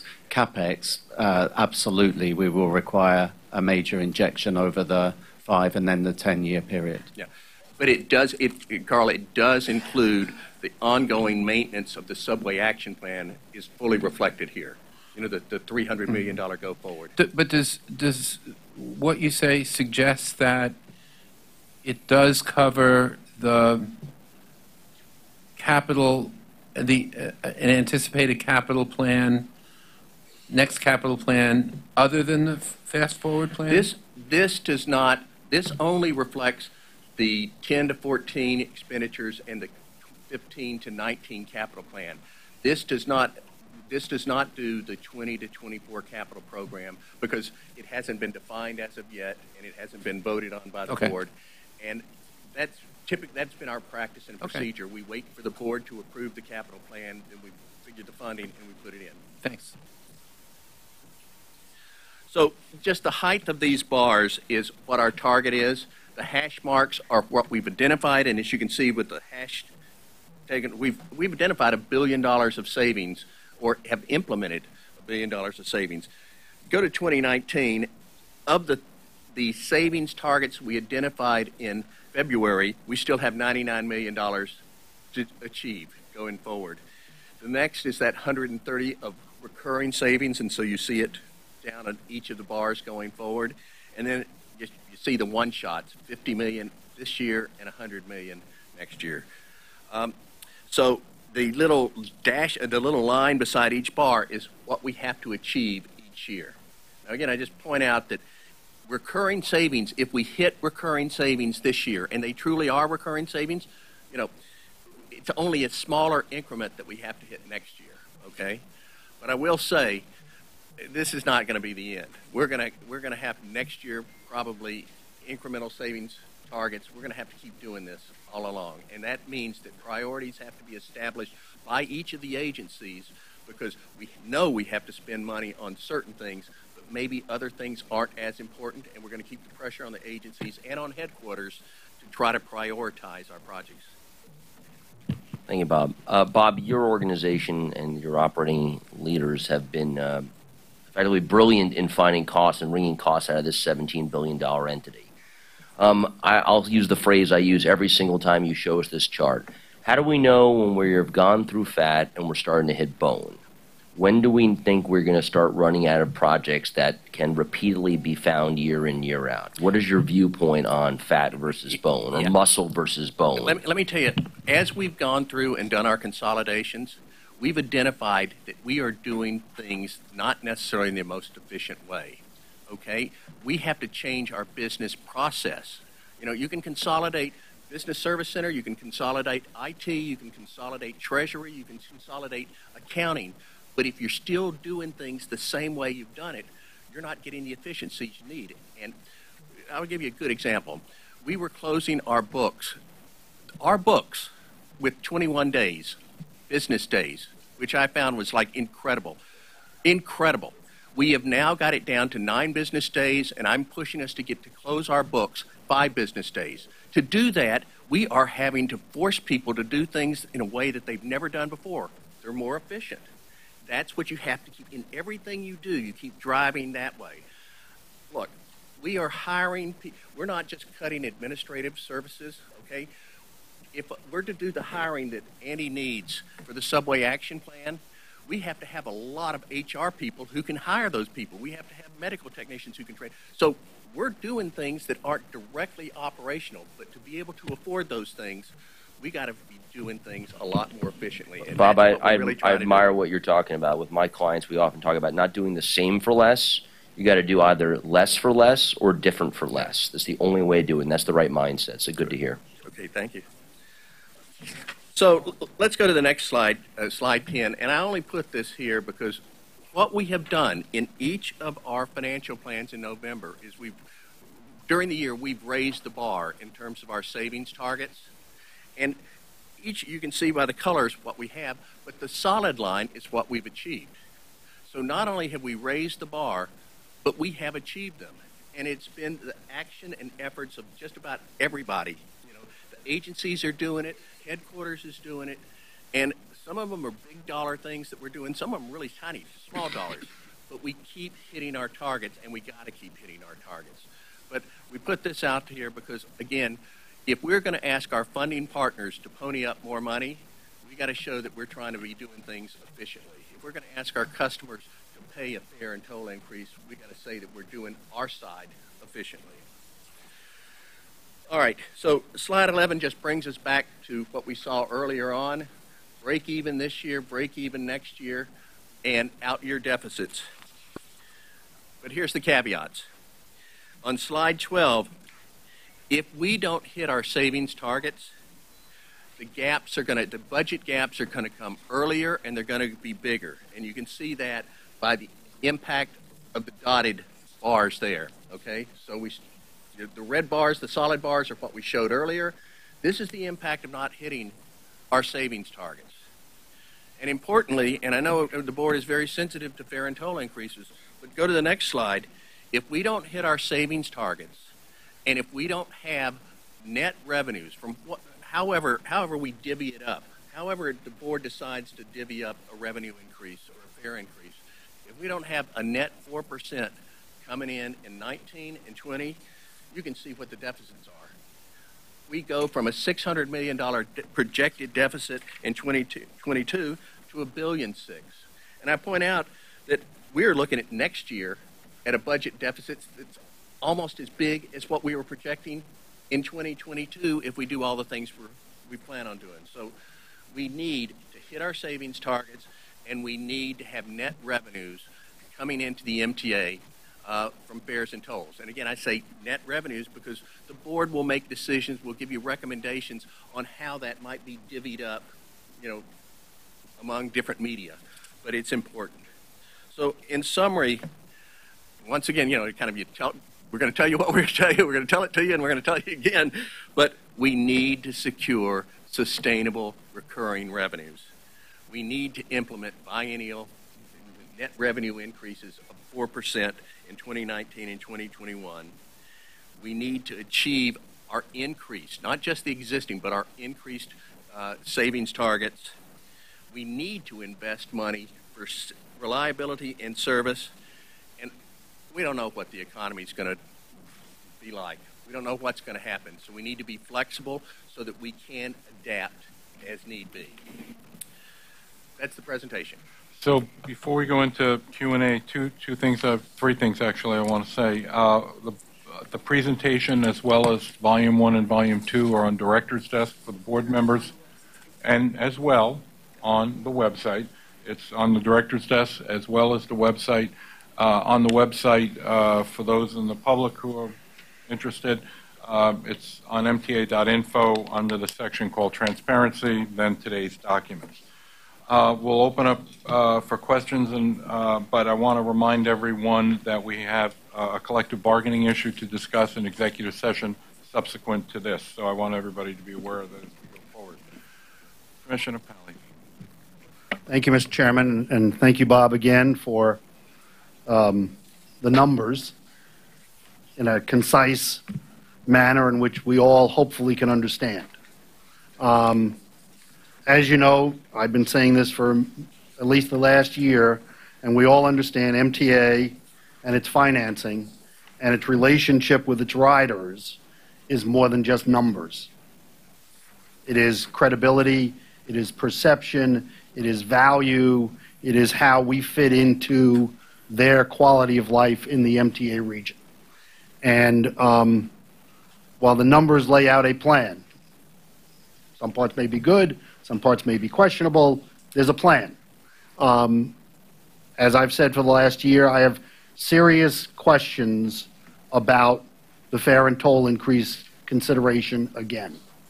As I indicated, I've indicated this board many times and indicated in a letter to the legislative leaders last week and to the chairman, it is, in my opinion, time to significantly reconsider the 2009 MTA financing agreement, which calls for biennial fare and toll increases, whatever the number is in that regard.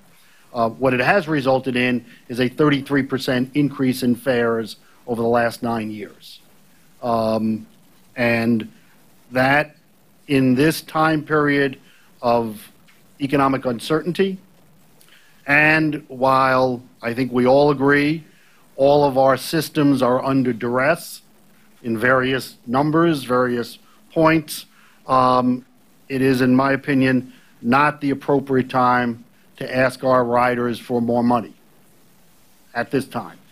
But that requires our elected officials and our partners to decide to reconsider the 2009 agreement, which is obviously their prerogative to do. If they decide to do it, I think MTA should be a partner in those conversations. If they decide not to do it, we then have to do whatever else we have to do in that context.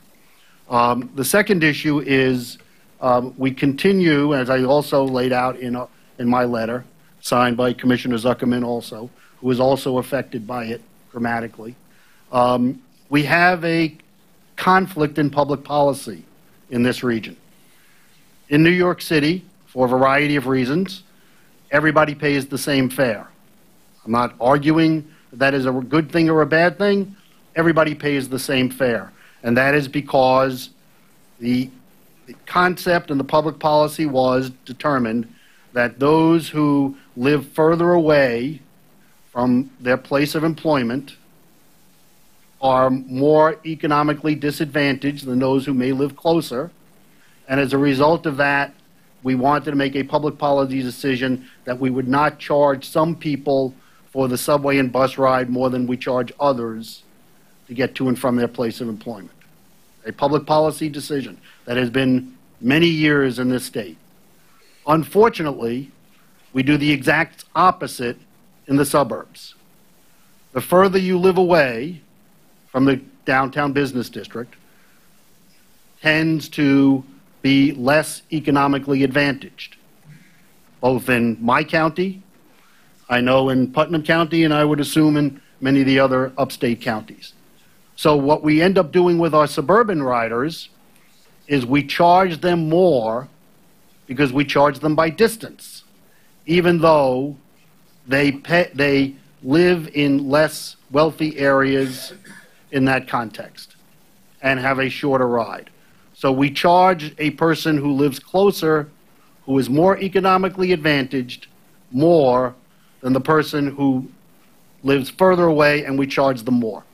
That, to me, is a public policy decision that has to be reconsidered by both the legislature and the governor and by this board in that context, because it is unfair, in my opinion, to continue that distance-related service and fare. You want to add one more thing? Okay. I understand why it is. It's not fair.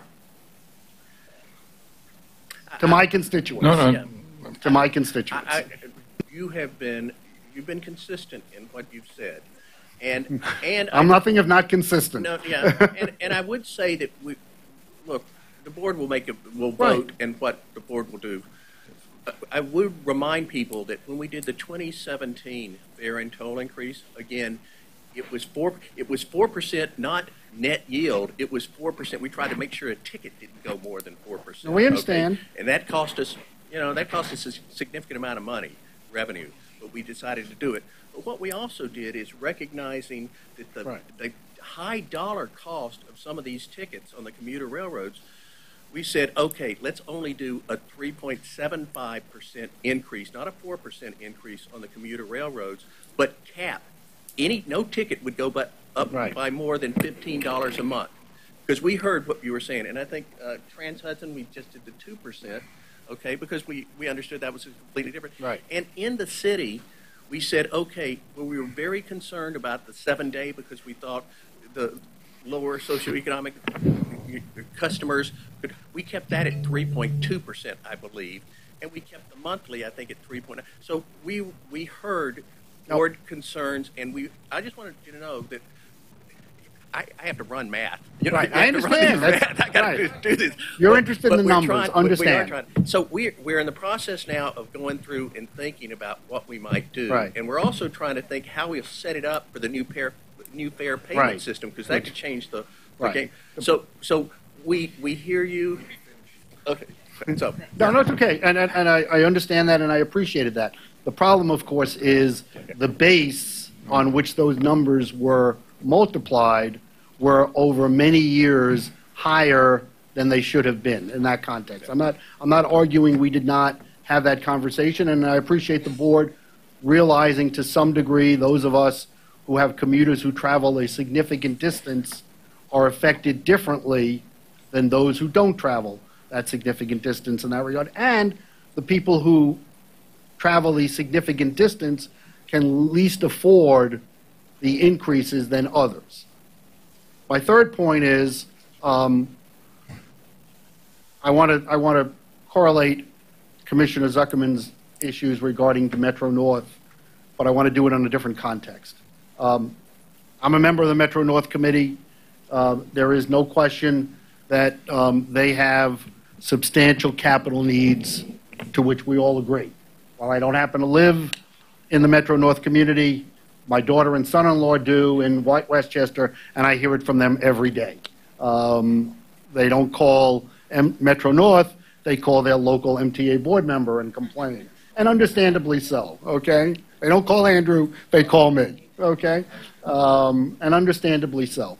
And their substantial capital needs, and Long Island's substantial capital needs, and the Transit Authority's substantial capital needs. And Bob clearly pointed out that those are not included in this presentation that President Byford has indicated. To me, if we ever had a state of emergency about financing, now's the time today. Right. Not in 2020, not in 2021, today. And we need to put together now, not waiting for next year or the year after, a way to finance all of our capital needs, both those included in the subway plan, those included in the Long Island plan, and those included in the Metro North plan.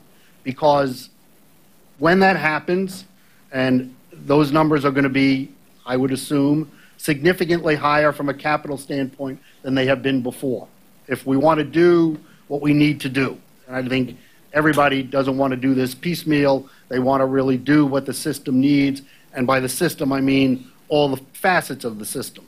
And we need to do that now, in whatever way is possible, either by the chairman setting up a committee to look at it from what do we need to do in 2018, because I don't want to wait to 2020. 2020 is 2 years from now.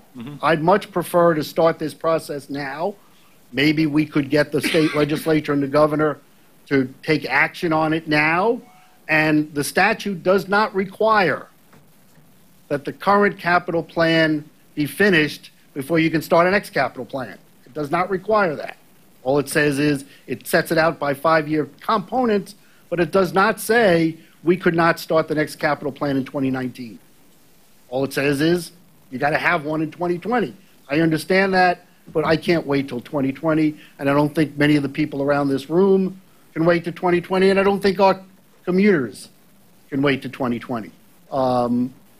We have lots of needs. We should do that now. We should do that for all three components of the system because, as Commissioner Ward, before he left, pointed out, I agreed completely with his definition of emergency. There are different types of emergencies. We have emergencies, our commuters, whether they're on the subway, the bus, or the commuter rail, have emergencies. And now is the best time to bring everybody's attention to that because everybody is looking at it now and say, what are we going to do to make sure this system works and works competently today, not 3 or 4 years from now. Thank you, Mr. Chairman. Thank you. There are two sides to the capital, to any capital plan. One is how will we use the proceeds, and the other one is how will we get the proceeds. The process of has started as to what what will we be spending it on. In fact, that's not the problem. The problem obviously is on the debit side of the equation, not the credit side of the equation. So yes, we will. I will engage all of you in both sides of it as well. But the funding side, I believe, is most important. Commissioner Zuckerman. Thank you, sir. First of all, I want to thank Mitch for his leadership and his clear thinking on this topic. And similar to my earlier remarks, I'm going to dwell in the territory in which I represent, which is Putnam County, for a minute. Putnam County residents are paying anywhere from $5,000 to $6,000 a year to ride Metro North. I want you to think about that for a second. If your first biggest expense as a household, we talked about bathrooms earlier, so we'll talk about personal P&Ls again. If your first biggest expense is rent or your mortgage, your second's probably grocery bills, and your third is us. If you're in Putnam County, what's that? Well, I'm not, let's leave the car out, but yeah, you're right. And then you add the parking in, we are their second or third largest expense on their personal P&Ls, more than their cable bill, their phone bill, any other bill. That is a huge nut. And in my experiences, the riders are happy to pay more. I do admire, Bob, that you and Tom put in place a recurring, a reasonable, and a predictable price increase. That has been great. And the cap that we put in place in the past year, previous, the $15, was a very helpful nod to what's happening at the ends of the system, in Dutchess, Putnam, and Suffolk. But it is a big nut. And the challenge we have in front of us is at what point does it break? You know, there used to be the line that a joke, it's funny if it bends, but it's not when it breaks.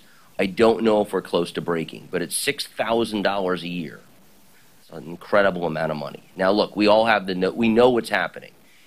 Big corporations face this. In declining revenue situations, we know that it is tough to make choices. Everything hurts when you have declining revenues or even flat revenue. Choices are tough to come by. And someone has to pay to keep this system running and to fix it in every case that we talked about earlier. I think what Mitch and I are suggesting is at some point we have to have a conversation. Now is as good a time as any, both for the fare increase as well as the new payment system, to start talking about whether the model we have for those at the end of the system is the right system going forward. And I would submit to you $6,000 out-of-pocket costs annually, which makes, in some ways, the Putnam, Dutchess, and Suffolk County residents your best customers, our best customers from a total dollar standpoint. Is it possible they can handle more? That sounds rhetorical. It's actually not. I just don't need an answer today, but I do think we need a process to evaluate over time. Thank you. Mr. Chair, I would suggest that for each of our different agencies, we lay out some metrics as to what service looks like at various levels of funding or lack thereof. And frankly, I think this board and the public at large has put management and the board in an untenable position of expecting both that there is a level of perfection in service, but that it not, without the additional funding we clearly need. In this plan, in order to make $1 billion investment, we've got to find $1.7 billion in cost savings. And that clearly isn't sustainable for the long term. And I think that my other commissioners' points here, there needs to be a major public investment in this that goes beyond fair. And it's not reasonable to hold this organization to the highest levels of service, which the public deserves, without that. Or else we'd have to have massive fare increases. And I'd be curious, and we talked in transit the other day about what does it look like if we don't get fast forward over a period of time? What does Metro North performance look like? What's par without these major investments that we need and without a new revenue source? Because the public should understand what's forthcoming if we don't get these investments, so that they understand the reality of the situation we're facing.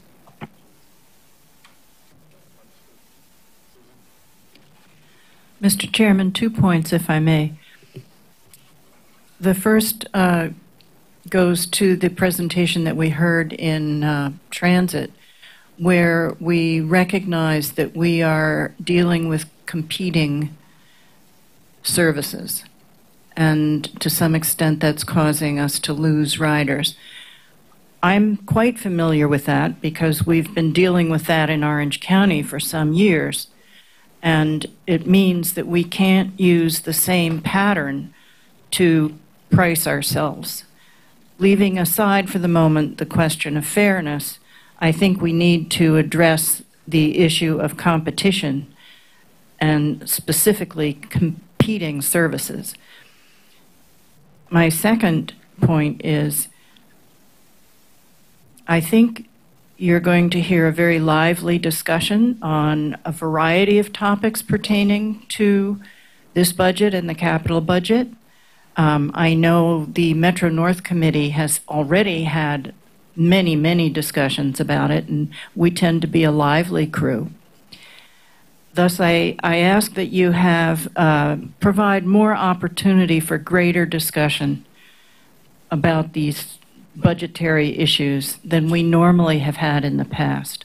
I think it's good for us to be able to thoroughly evaluate options, and one of those options is, as Commissioner Vitiello said, not getting enough funding to really provide the level of service that we want for our customers and believe that we have a responsibility to provide. Thank you, sir. Susan, regarding your last comment, having more opportunity for debate and all of that, two things. I would like any and all board members who have any ideas as to how to have that debate to just send it to all, so we all can figure out how to do it. But I also would remind you, I mean, we have a meeting today. If we lose one more member, we don't have a quorum, so we can't even in a normal day have the full-blown discussion with all of the members. So with the date that was set over a year ago. So I would love to be able to have that robust and dynamic discussion, but we've got to find a way in which we all will agree to it and actually have it happen. So are other hands? Larry? I'm sorry, Norman? Yeah, and I apologize. I mean, you've blundered onto one of my favorite subjects, which I prefer. I blundered? Not you, but the group has blundered on the subject. No, you was fairly precise. But what you're trying to do is fairly precise. The rest of us blundered onto the subject. But and for the record, I prefer to have this discussion over Linguini Vongole in South Brooklyn. But I'm perfectly willing to engage you here. We have to invite the public and the press. And they're welcome to for Ferdinand's Focacceria, Union Street.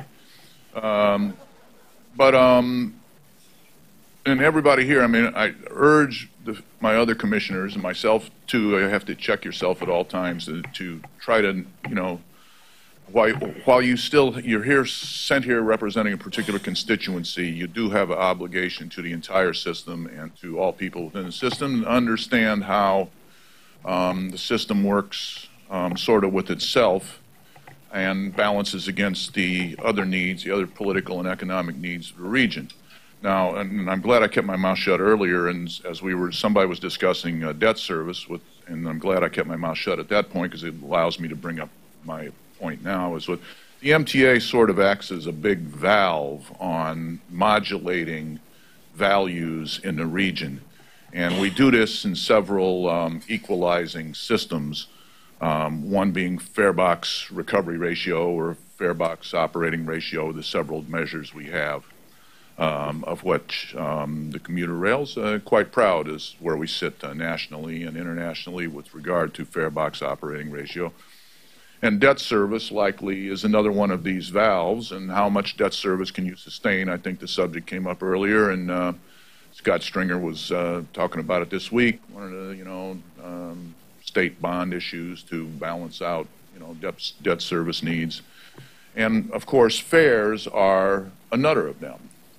But there are other considerations that rotate in the same universe, and one of them is demand curves, and that's why I brought up cars before, because, I mean, if your car costs $9,000 a year to own and maintain, people don't realize it because it dribbles out of their pocket, in such a passive way. But people in the suburbs that got 2 cars in the family, it's 18 grand. You're dropping 6 grand too on your vehicle, on your mass transit commute. That's $24,000 after taxes. It's a pretty heavy nut. And you know, but of course, when you add in the property taxes they're paying out there too, you see how quickly that explodes. Well, I do want to point out to the people in the suburbs that, first of all, fares are equalized within zones. Everybody in the city zone in the Long Island Railroad pays the same fare. So, and we've struggled with this with regard to the, what do you call it, the freedom.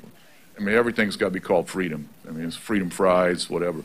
But the freedom ticket, so that the people in St. Albans, Queens, which is a pretty long schlep from Manhattan, pay the same fare as people in getting on at the Nostrand station in Brooklyn and riding really basically 3 minutes into Atlantic and Flatbush. So, you know, those fares are equalized. Well, the tendency of that is to push real estate values out in the same way. And I disagree with Mitch's characterization of how we did this historically and why it was done historically. Historically, the city ended up with a single fare because they wanted to provide poor people living within the city the ability to access lower real estate values in the suburbs, or which at the time was the suburbs, which is really central Queens now. And that's what drove that decision making. And we're now faced with a similar sort of decisions you have to deal with. And the city is a single land use regime. I mean, we argue about whether, you know, the value of whether you should upzone this area, whether you should, what are you going to do with this manufacturing zone, but it's a single land use entity. You go out in the suburbs, and one suburb has got one set of rules where you got, like, I mean, my sister-in-law lives in a suburb in Jersey where they don't let you hang laundry you know, out in the sun, and they have 1 acre lots. And they have high property taxes, and they scratch their head and wonder why they have high property taxes. Well, but then you know, like you walk a half a mile in another direction, and you're in another village that has an entirely different land use regime. And the land use values is where you end up after all of these other modulations, after you pay for the fare, after you pay for the capital. That's what you end up. So if the suburbs you're talking about now, if you're really casting about how you're going to finance things, and you want to do, what's the key word here, the value capture? Well, if you're going to capture value, you have to capture it within like entities. The suburbs so far have been left entirely out of the discussion and value capture, because other than, you know, what you're going to do with a particular parking lot and location. But it's nothing like that was proposed for the city, where, you know, they proposed these districts. You could do that in the suburbs as well, and that would pay for a lot of these other expenses. But you'd have to allow upzoning within walking distance of the station. You know, God forbid you put some tall buildings up out there. So it continues to go on and rotates around itself. You get the real estate effects are part of the fare effects. You really can't change that. Now, I'd like to point out that when the East Side Access comes online, the operating costs of the Long Island Railroad and the fare box operating ratio, the operating costs are going to go way up per customer, and the fare box operating ratio is going to go way, way, way down. So right now, what is it, 58% fare box operating ratio, something like that? Well, you know, after you put all these new cars in line and after you screw up the commute to Brooklyn, as they plan to do, you're going to end up with a fare box operating ratio of 25 or 30%. Well, in effect, the rest of the system is going to be picking that up. So, you know, as I said, we can continue this over linguine vongole, Ferdinand's focacceria, or, you know, or don't bring it up in the public. You know, Freddie looks like, you didn't invite me. But, Arthur Avenue. Arthur Avenue. We're going to Dominic's. Pick one. Okay.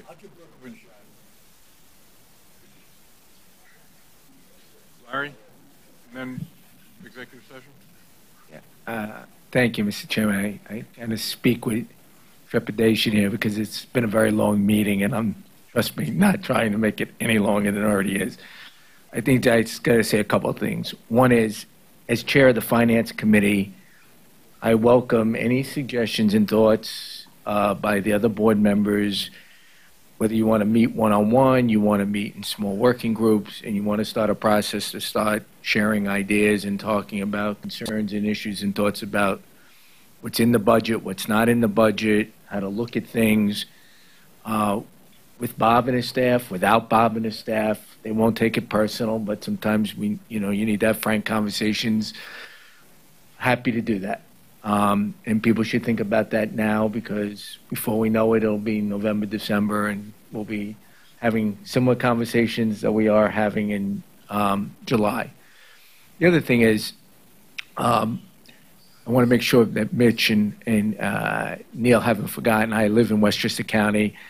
I use the Metro North daily. I used to use the Long Island Railroad daily. I use the New York City transit system daily because I work here in Manhattan. Everyone on this board agrees with what you two guys have said. I've said it publicly at board meetings. Other members have said it publicly at board meetings. There's a lot of challenges ahead of us. We need to think it through on how to figure this out. My biggest thing right now is performance. Whether we have to raise a fare down the road or not, and whether it's 2%, 1%, to 0.5%, what adds insult to injury is when performance sucks and you're asking them to pay more. You know, a lot of times ridership is willing to pay a little bit more if they know performance is good. And so, you know, what I just want to remind everyone, and it's not just on the capital side, it's also on the operating side. I don't think we're at bone. I don't think we're that close to bone yet. And Bob and I have had a lot of conversations in increasing efficiencies, especially in the IT area. There's tens of millions of dollars of waste going on there through the lack of consolidation. But the bottom line is, and not to belabor this, is that we need to sit down and intelligently and constructively think these things through. You know, we're not going to get any answers out of Albany until after November. So we can wish it, but it's not going to come true. I think the tooth fairy would appear sooner than. But there's a lot of things we can do. And what we can do is start the discussion, collaborate, share ideas, brainstorms. There's a lot of talent here, a lot of knowledge here.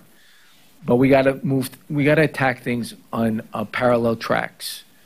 We got to focus on performance and efficiency. We got to make sure that all the recommendations that the working groups have recommended, whether it's on accessibility for the disabled or all the cost containment stuff, the procurement reforms, they all have to be not only incorporated in the budget, but they have to be implemented. The days of inefficiency, the days of waste have to end. We have to address fare evasion. We can't keep talking about these things. We know what the problems are most of the time. Now it's about implementation. It's about action. So that when we have to make a decision whether or not a fare has to go up or not, we know that all these other issues have been resolved and they're not constantly ongoing or outstanding issues here. So, you know, as chair of the Finance Committee, and Kathy gets an earful from me because every time I see something I don't like, I call her up and tell her what I don't like. But let's roll up our sleeves and get to work now and begin to figure it out. Thank you. Neil, real quickly. Very briefly. Larry, I agree with everything you said. I'm actually thrilled about the two panels we've had. I think the governor's been a strong advocate for what we need, and there are many other people we need to advocate for and with. Two specific things I'd ask for. One, Bob, I would very much like to redo that study that was, I don't know, 10, 15 years ago of the transportation cost burden across all the geographies. I think KPMG had done that for us a number of years ago. I think it's time to redo that. so we have a baseline of conversation. You know the one I'm talking about? It may be valuable to have a firm do that as an outside-in view. Secondly, I do think after we have the two pieces done from on cost from Scott and from Chuck, I do think it's worthy of this board, I've mentioned this before, to have a viewpoint as a board about sustainable funding and the different places we could get it from. Not that that will be the answer, but at least we have a collective viewpoint. I'm not sure we can come to one, but we could at least try to, and I'd be willing to engage in helping in on that. So thank you, sir. Thank you. I'll entertain a motion to go into executive session, which will be short. It's a relatively short executive session. Thank you. We'll be right back. And by the way, nothing worthwhile is ever without complications. I was purposely on. Carl is here? Yeah. If the board members could, we'll go back into session real quickly.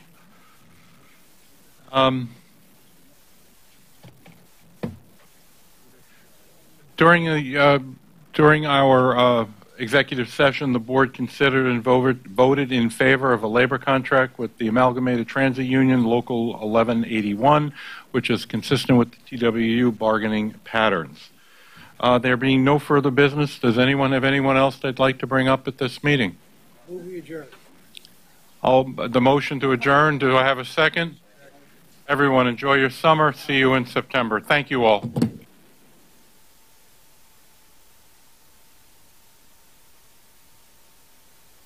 Good afternoon. Mr. Rivoli, you're up. What's wrong? You know, you just undercut Good hustle. It's just terrible.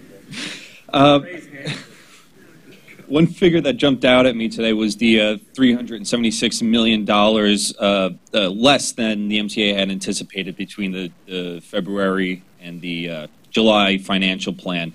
It sounds like riders are, voting with their feet, so to speak. Do you want to comment on that size of that reduction and what it says to you about ridership and the quality of the subway? Yeah,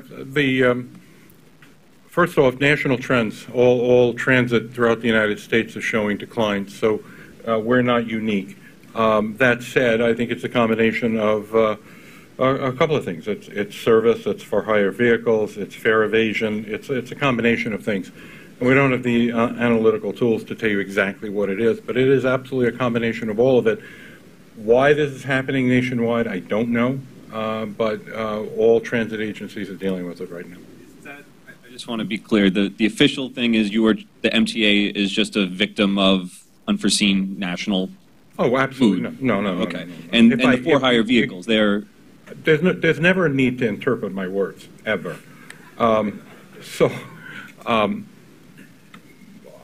didn't say anything like that. What I said was a combination of things. It's a combination of service. It's a combination of for-hire vehicles. It's a combination, included in that would also be fare evasion. Perhaps a better question then, only one. Should the use of for-hire vehicles be seen as riders saying, forget the subway? Why should that not be viewed as them, if you call them customers, leaving your store for someone else?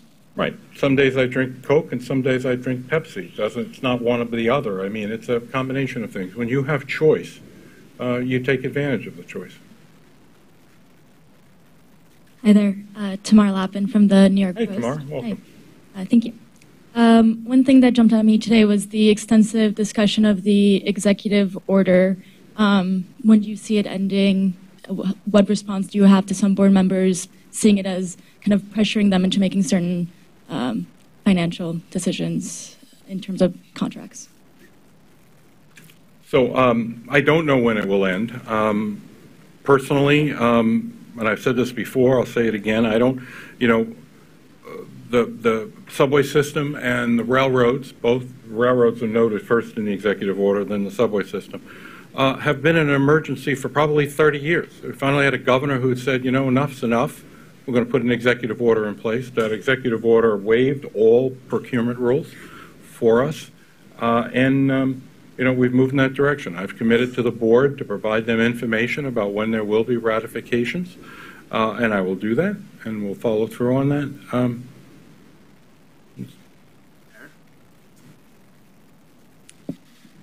So I have two questions. First one is there going to be a public study released on the signal timers issue? Any type of analysis on, I know there's been an investigation going on. Yeah, it's probably for Andy. I know there's been an investigation going on the signal timers. Just wondering if there's going to be any kind of study release that the public will be able to read, and if so, when we can expect that. And the second question is a clarification on the 10,000 delays per month that you're aiming to cut by the end of the year. I was wondering if you could just be specific on from what level. Is that from a 12-month rolling average or from a specific month? And the goal is to have that cut in December? Or I just want to make sure that's super clear. Okay. So, well, let me just answer that in general term first, and then I'll hone in on the specifics. So, basically, I mean, my job is to deliver continuous improvement. So, what I've been saying to my team is the first thing we had to do was understand, make sure we were capturing all of the delays, and I went through this at the committee, to make sure that we're capturing them on a single database. So, we've consolidated our delay databases into one, so that part of the challenge is now done. We have a much more robust database, and that is now giving us more granular detail. So now we're capturing the data.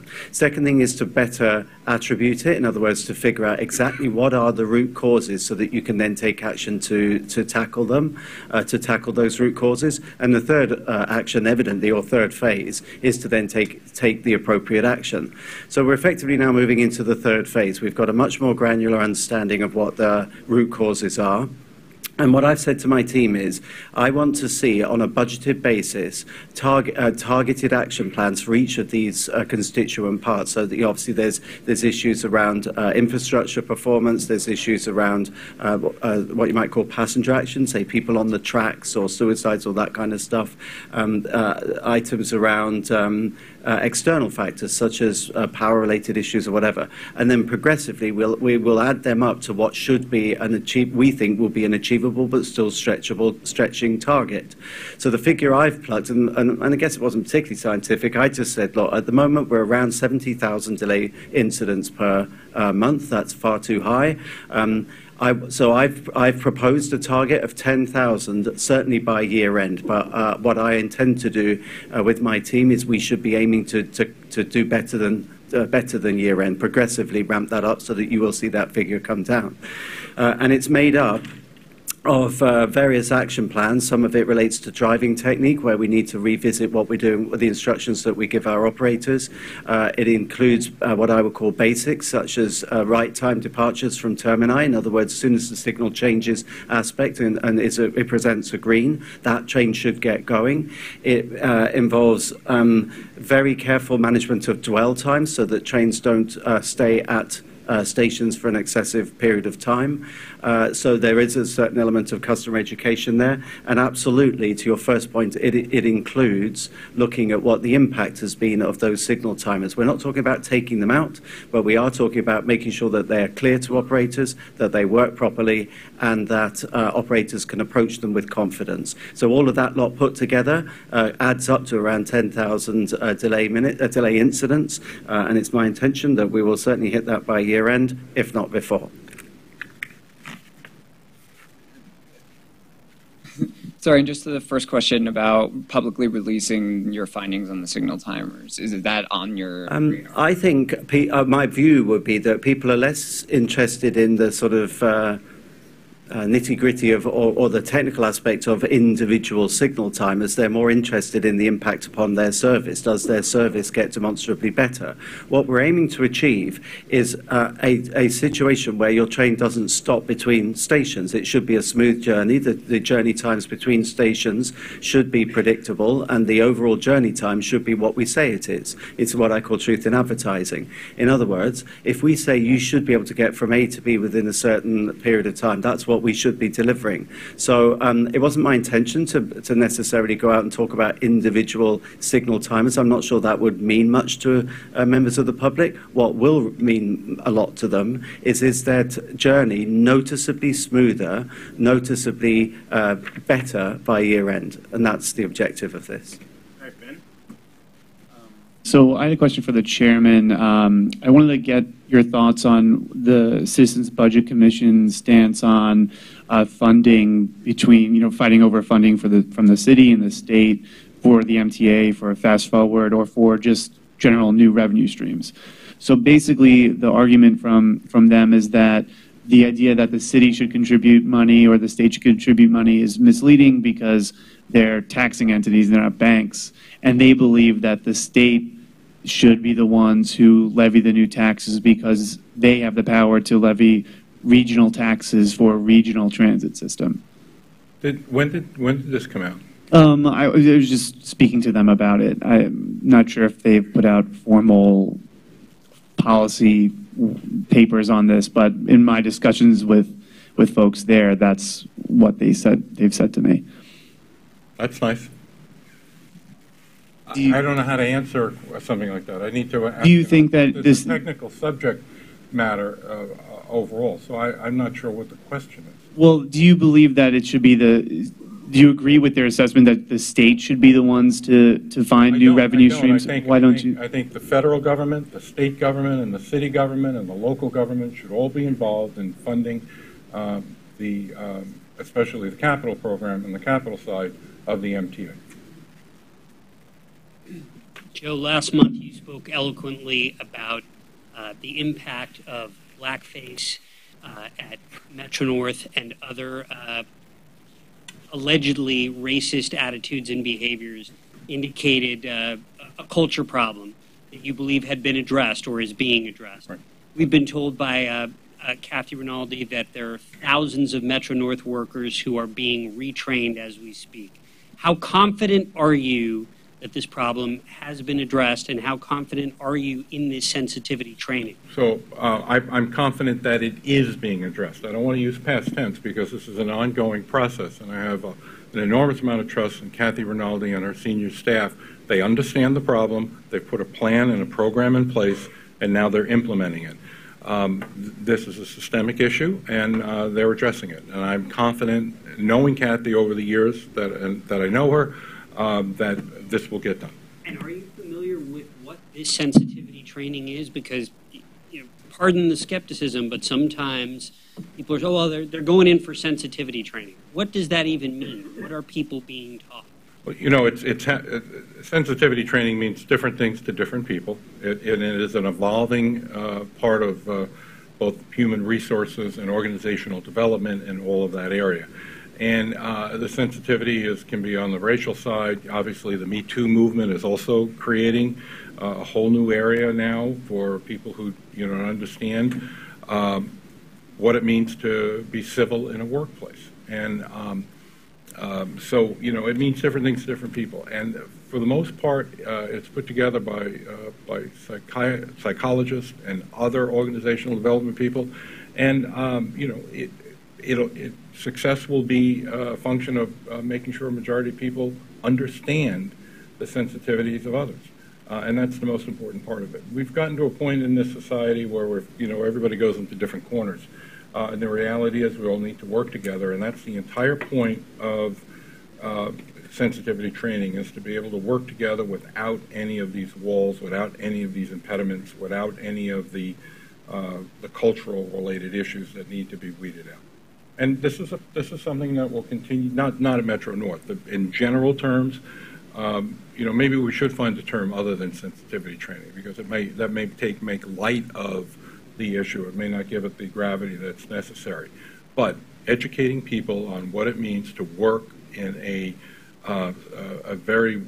a society that has a mosaic of everyone, and so that we work together and we break down all the barriers. That's exactly what we need to do. Hi, Dana. Hi, Joe. So how will you know if this facial recognition pilot program that you guys are doing at Bridges and Tunnels is a success? What will a successful pilot program look like? I don't have an answer for you what a success would be. I mean, it's a technology that we are testing. We're fully aware of the civil liberties related issues. I am very aware of that, but we're testing it to be able to understand exactly, what are its capabilities and what are its limits. We're not sharing this information with law enforcement. We're not using this information. We're just testing it out. But for what purpose, ultimately? For what purpose? First and foremost, for us, to be able to make sure that we have the revenues that are owed to us now that we have, cashless tolling and the number of people going through. We're finding that, people are masking over their license plates and would like to be able to see who they are. People say that, they'll get a notice in the mail that they went through this, and they claim no, they didn't, and we can be able to show them, here's a picture of yourself. What do you mean? Is that you? That's all. I mean, it's just a way for us to make sure that we get the revenues necessary, because the revenues at the bridges and tunnels are so important to the operation of the subways and the railroad that we want to be able to make sure that we maximize it. Okay, so it doesn't have to do with security. Oh, it could happen something to do with security along the way. I mean, there was a period of time back when I was last here when I did get a call from the New York City Police Department, the commissioner, to be able to, with a driver's license, with a license plate number, to be able to know whether or not this car came through the tunnel. This was the car in Times Square that had some explosives in it. I don't know if you recall that situation. But we were able to identify exactly when it came across the bridge. We knew it had Connecticut plates. And by chance, it also had a photograph of the person in there because, the way the old system worked with where we had the actual toll booths, it actually showed a facial picture of someone. And so they were able to, the police department was able to, the NYPD was able to do what they do by basically saying, we know the plate number, we know the car, when do you think it came through? We knew exactly when it came through, and by happenstance, not only do we have the plate and know the time, we also had a photograph of the person driving the car, which was instrumental in their, part of their investigation that was ongoing. I think it just was able to solidify their ability to arrest and then and prosecute. Mr. Chairman, perhaps the President could reflect back on his first 6 months here at Transit. I was curious, since there was a big discussion on about the way that the MTA prioritizes and Transit prioritizes station projects. Time flies. Yes, time does fly when you're having fun. You did. I didn't think you'd hear us. Yeah. 6 months. No, 6 months. It's sometime. I've really enjoyed it. It's the challenge I thought it would be times 10. It's been really enjoyable. It's been challenging. There's a lot to, obviously there's a lot to do, but I'm enjoying living in New York, and I'm enjoying getting stuck into doing what we need to do. The job one was to get the plan put together, which we did, and we are now effectively, my team and I, and we're sort of finishing off populating the team in terms of the right appointments and the right structure. But it's the two parallel work streams are making the as-is transit experience exponentially better with the kind of basics that we've been talking about and which I referred to earlier, and then building a case, a compelling case, an irresistible case for the funding that needs to happen to back Fast Forward, which is the real transformation. They had a discussion today about some of the station work projects that were previously scheduled. How are you prioritizing the things that need to be done? Is it a goal of yours to go visit all 472 stations? Absolutely. To talk to people? 100%. So every week I go out and about. I use transit every day. That's how I get to and from work. But only yesterday I was out on the G line. So I did a cab ride on the G line. It's how you really the best way of learning a system, but also how you find out what's really going on. Data can tell you so much, but observations I think are invaluable. I'm working my way through stations, through staff facilities, through depots, through bus garages. I intend at some point, it's hard to quantify, to visit every station, ride every bus route, and meet as many people as possible. There's 50,000 to meet. Big job. So the question about me being surprised, normally, I got to tell you, hiring Andy was, he's been a refreshing in his approach, and every day I learned something and we all learned something. And he's absolutely the right guy to run New York City Transit at this time and to make it the best transit system in the world again. Steve. I just had a question about the spending on the subway action plan, and that the MTA has only spent $333 million at this point. Why have you not spent the $450 that you had from the state at this point? Tim, if you can come up and answer that question.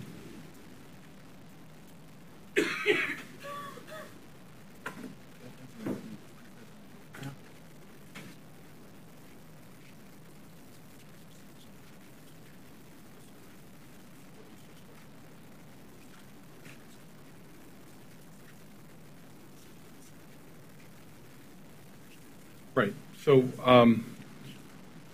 let me come back to you on the numbers, because I think your numbers only include operating. They don't include capital, so we need to be able to look at that. And it was spread out over a full year, not just how the funding came in from the city and the state and all that stuff. Remember, we pre-funded both the state and the city going into this. But I'll get back to you on that, because I think your number is just focused on operating and not focused on both operating and capital. Jose. Hi, Joe. Back to the question that was asked earlier about the state of emergency. How much longer do you anticipate that will last? And is all the spending being done with that in mind, that it must be emergency projects that it goes toward? So how long will the emergency last? Quite honestly, as I said before, and I really mean this, we have been in an unstated state of emergency, I think, for probably 25 to 30 years. We finally now are zooming up to be able to deal with the problems. The Subway Action Plan's goals, as I stood in this room, not even a year, it would be July 29th, I think, was the last when I put forward the Subway Action Plan. I said the number one priority that we need to do is to stabilize the system. That was the purpose of the Subway Action Plan. It was then to also then move forward and modernize the plan, which comes forward. It has a new name called Forward. The reality is the system was in a free fall. I recall what it was like, both headlines and passenger service quality. We're in a state of emergency until such time as our customers believe that they're getting to and from where they need to get to in the time allotted. I didn't put a time frame on the emergency. To me, it doesn't matter where I am and no matter what I do, I'm going to act as if everything is an emergency.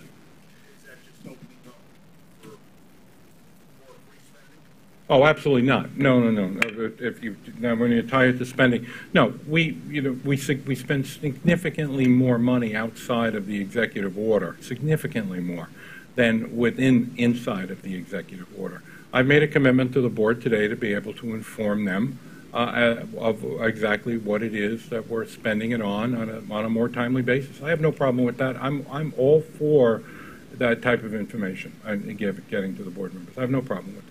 I just wanted, as I reminded them, that they will be getting notes much more frequently, and that's all, that they'll get the information. All right, see you on September 24th. Everybody, enjoy your summer. Thanks.